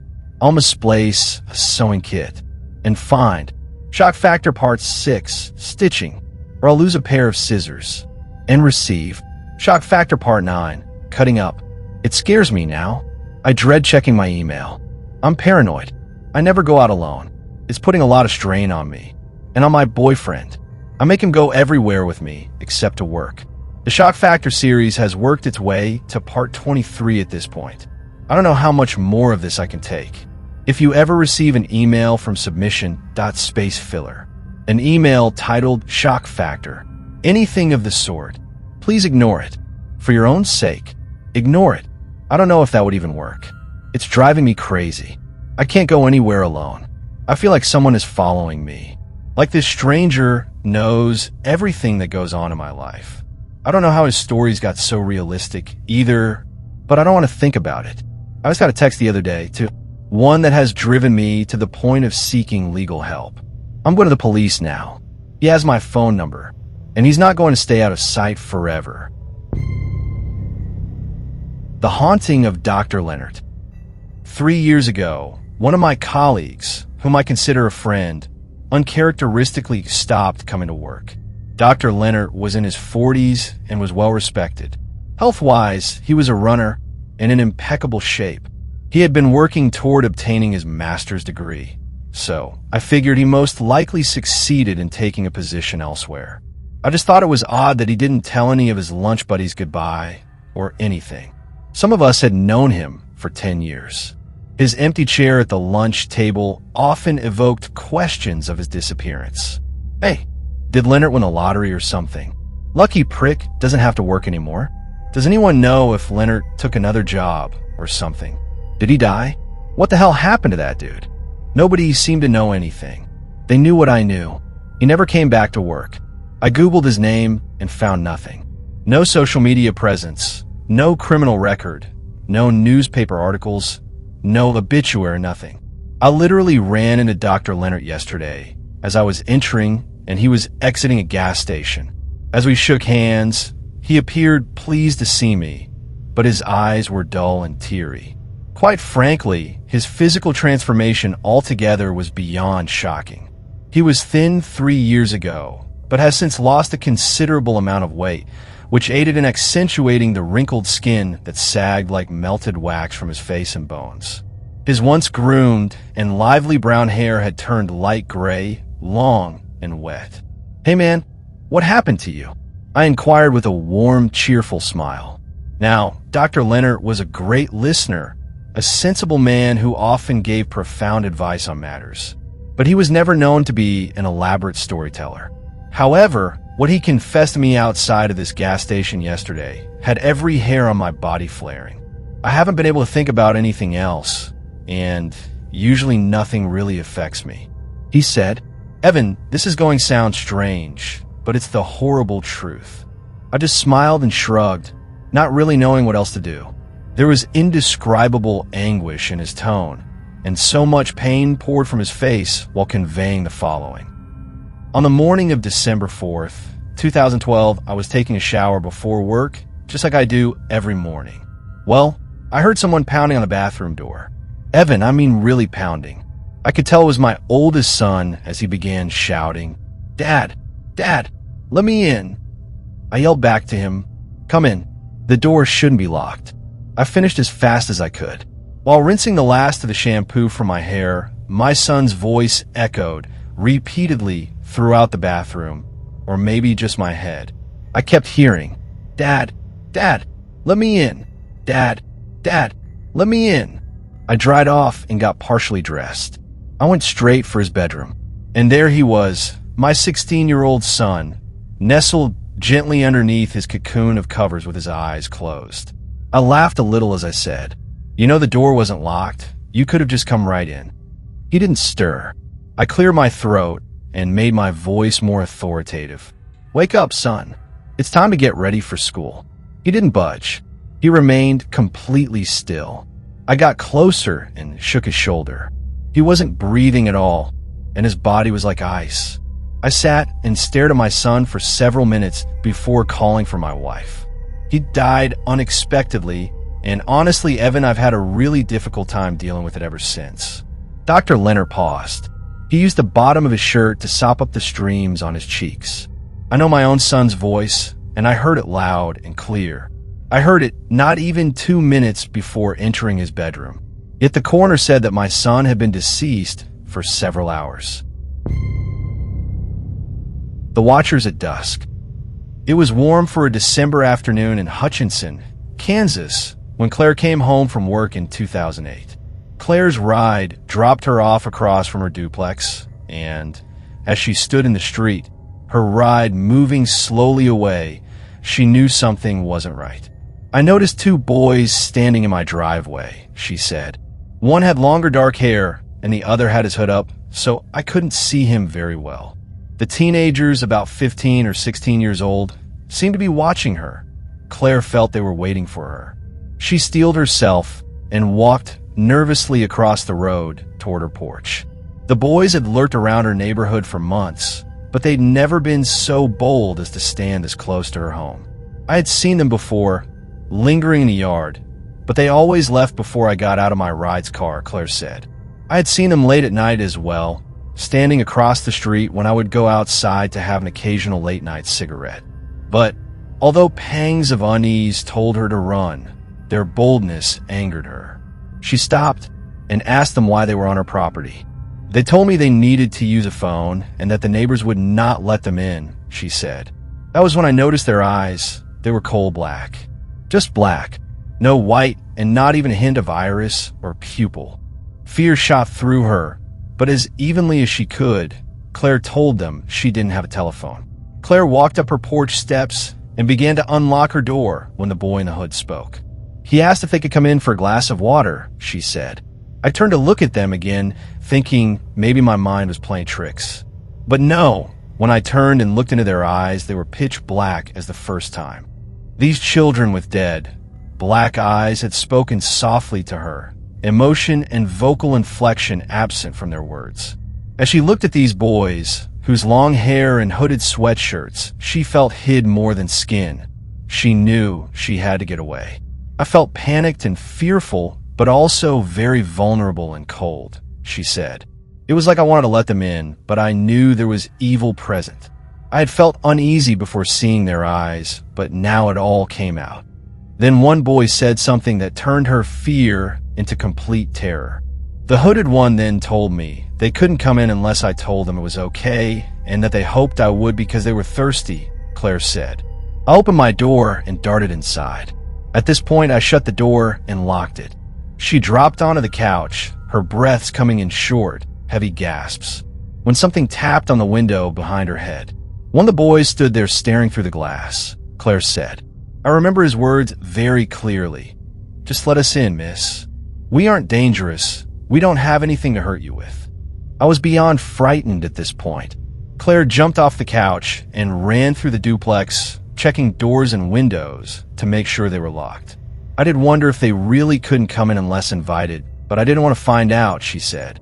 I sat in the living room, silently waiting for a sign that they had gone. Where her boyfriend came home a short time later, the black-eyed teens were still at the house. He asked if I knew who the two boys outside were, and I said no, Claire said. He told me they had been standing in the driveway when he pulled up, but walked away when he stepped out of the car. He didn't notice the boys' eyes, but they gave him a strange feeling. Claire later asked her neighbors if the black-eyed children had asked to use their telephone like they had claimed. The neighbors noticed the teens standing in Claire's driveway, but never spoke with them. Although it's been more than a year since Claire turned the black-eyed children from her door, she knows they're still around. I still see them every now and then standing across the street watching, she said, but they have not approached again. Written by Jason Offutt, you can see much more of his stuff at his blog, From the Shadows. I highly recommend it.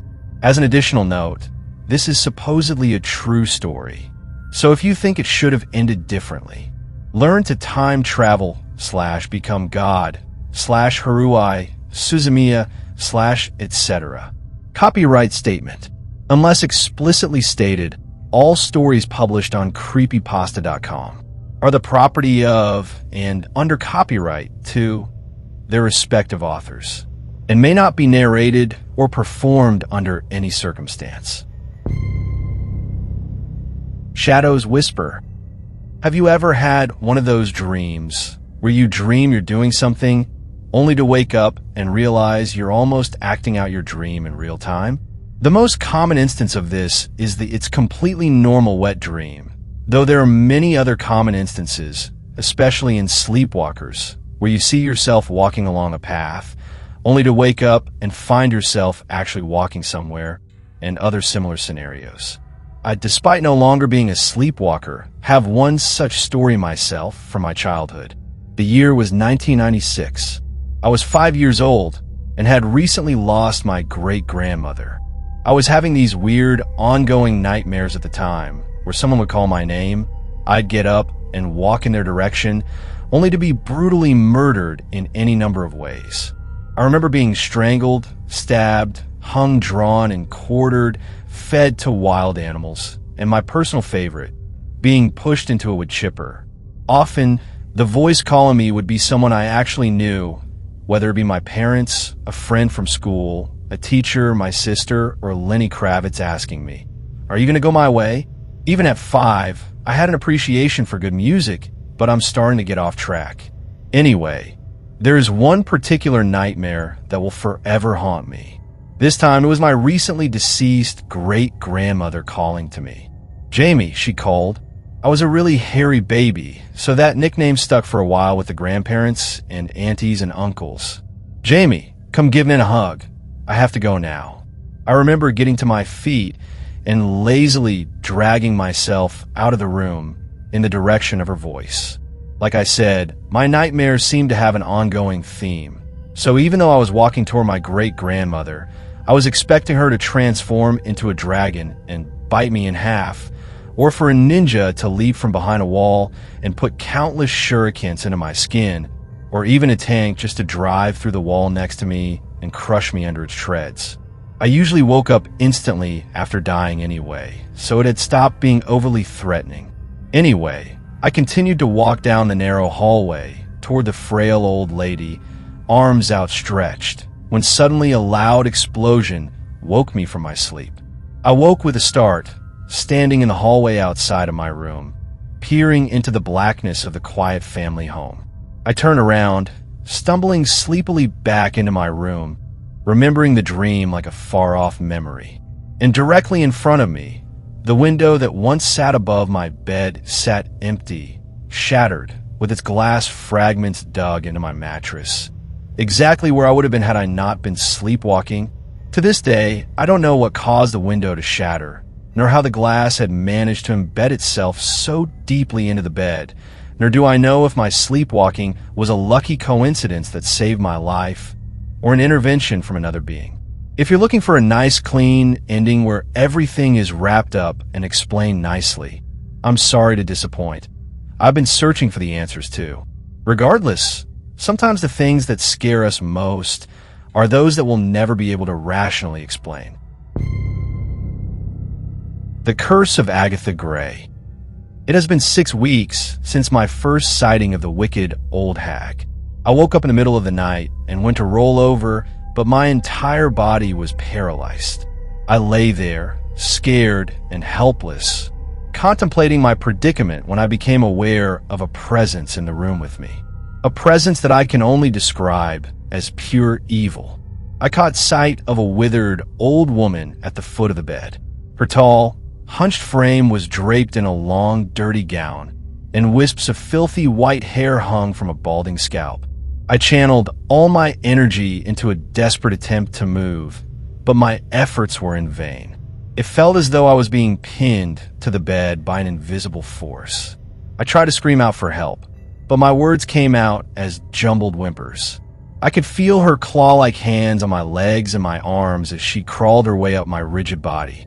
A crooked smile revealed rotten teeth, and her bloodshot eyes were callous and calculating as she stared directly at me. Suddenly, I bolted upright in bed.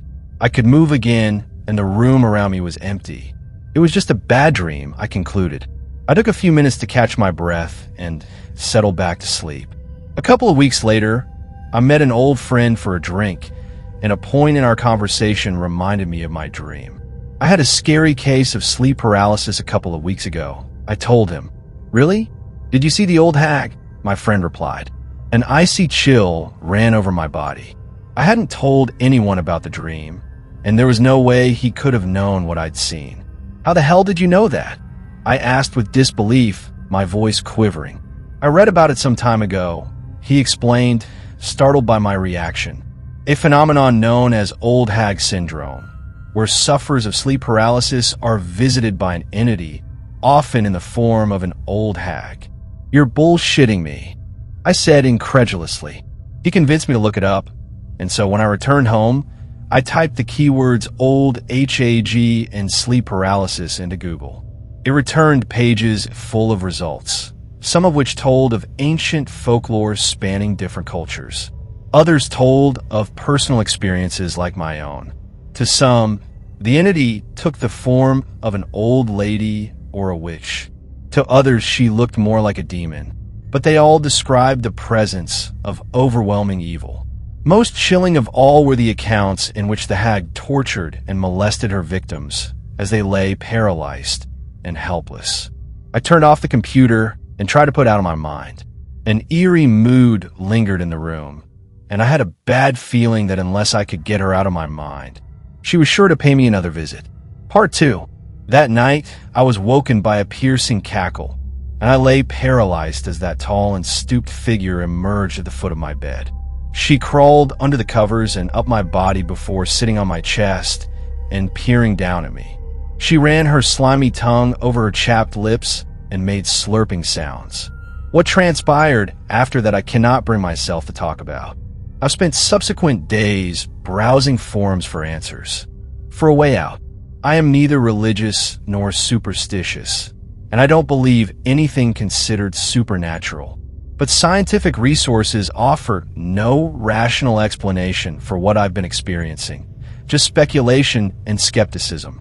In some cultures, it is believed to be a demonic curse, and the entity is brought to life through the power of suggestion. Most victims recall some kind of trigger that worked its way into their subconscious, such as a painting or a friend sharing their personal experience. I've been telling myself, don't think of the old hag, but as we all know, the harder you try not to think of something, the more that thought persists. The visions grow more vivid and traumatizing the more I think of her. Some nights, she violates me in unspeakable ways, and I wake with bruises, scratches, and bite marks over my body. Other nights, I hear her ragged breathing in my ear, and find her lying next to me, grinning and gurgling. But I think I've learned a way to be rid of these visions once and for all. I must plant the thought into the mind of someone else and distract the old hag with a fresh victim. As selfish and cruel as I am to pass this curse on to someone else, I just can't bear it anymore. Dear reader, whoever you are, please forgive me. Whispers at the door. Emily sat alone on her couch, shoveling popcorn into her mouth. She stared at her TV, tied to the suspense of the movie. The sky darkened as the sun approached the horizon, hidden behind the ocean of trees her house lay among. One lone tree stood in the center of her yard, visible through the living room window. A menacing presence filled the area, yet to make itself known. Emily was glued to her movie, but still able to catch a glimpse of the black object aimed at her door. Thud! Emily jumped, startled by the unexpected disturbance, spilling the popcorn. What the hell? She whimpered, approaching the door. The doorknob was cold in her hand. Her heart pounded in her chest. The hinges squeaked as the door creaked open. A rush of cold air washed Emily's face as her eyes scanned the dim yard. Nothing could be seen. Nothing made a sound. She slowly shut the door, then cleaned up the popcorn.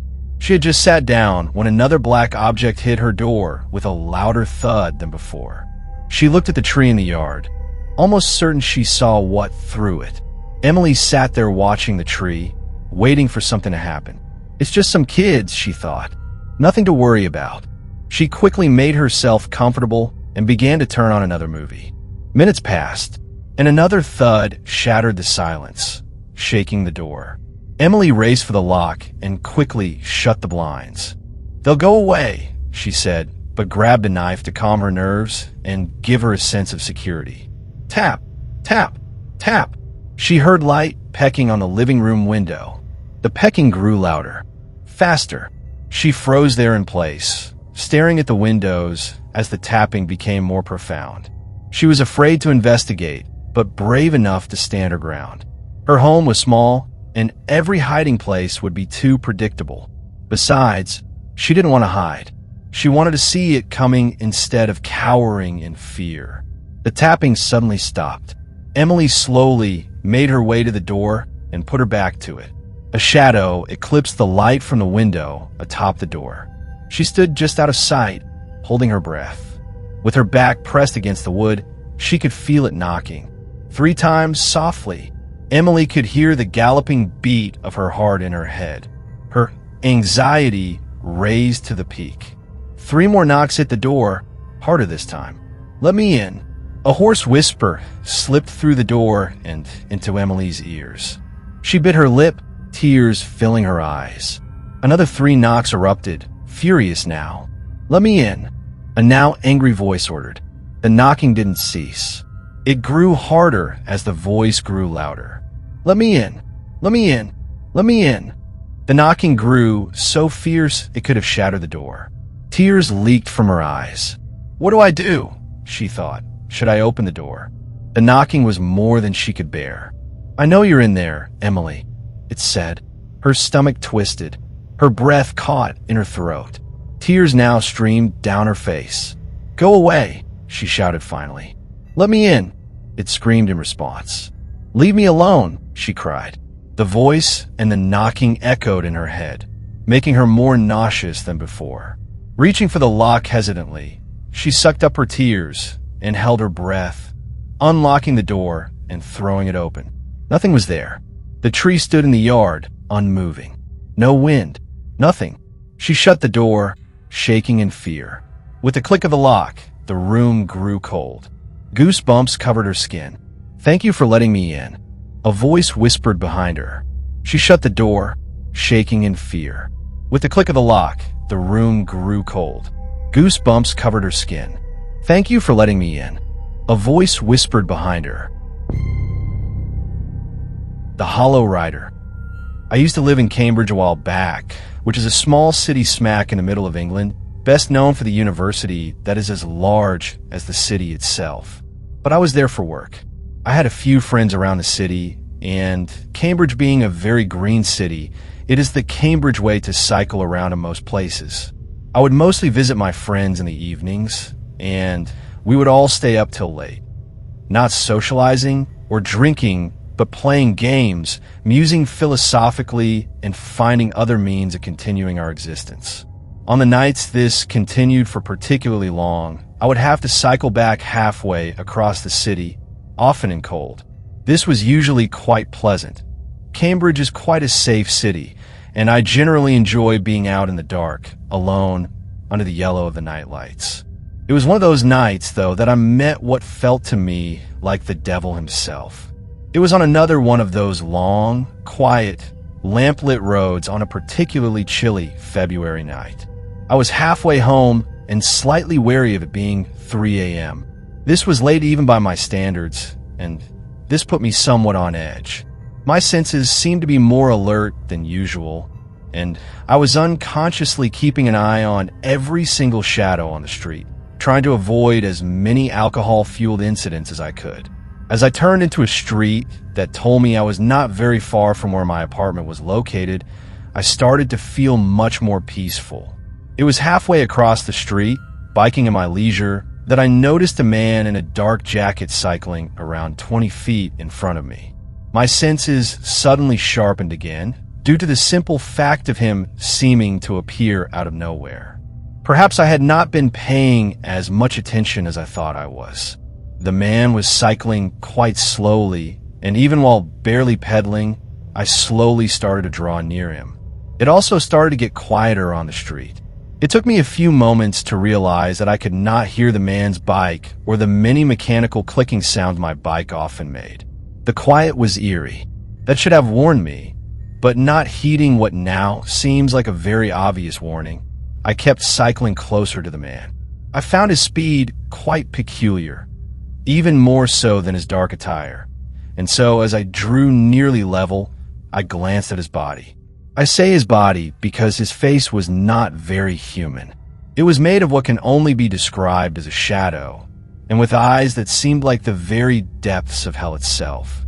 One look left me lifeless, motionless, speechless, riding down the slope right next to him, too scared to move, too scared to act. And worst of all, I was unable to take my eyes off his. Part 2. "This way is closed," he said in a growling voice that made my hair stand on end. "This way is closed. Go back." That was all he said, but with those words to hold its eyes had over me was broken. I managed to find some life in my hands, and I braked as hard as I could, letting him get ahead of me. He continued to cycle ahead at his eerily slow pace, and then, as mysteriously as he had appeared in front of me, he was gone. He simply disappeared, unhurriedly, into the shadows at the end of the street. The rest of the way back home for me was a fight against my own body. My mind would not stop reeling from the horror it had just experienced, and my heart was in my throat, unwilling to go down. I could not think. I could not rationalize. I had no refuge. I could hear again. I could hear the wind in my ears, the clunking of my pedal as I cycled as fast as I could. And unfortunately for me, I could hear someone riding a bike a little behind me. When I finally got home, I threw my bike and rushed into my first-floor apartment, refusing to look at what was surely there. I could still hear footsteps following me up the stairs, but I refused to acknowledge them as I rushed into my room as fast as I could and into the refuge of my bed. I could still see shadows under my front door as I finally decided to go to bed. They refused to go away. True story from 3:49 a.m., 25th of February, 2012. And that was tonight's tale from the Shadowed Tales archive. If it left a mark on your mind, if the silence feels heavier now, then the story did what it was meant to do. Don't forget to like, subscribe, and share the darkness. New stories are always on their way. Until then, keep the lights low and the doors locked.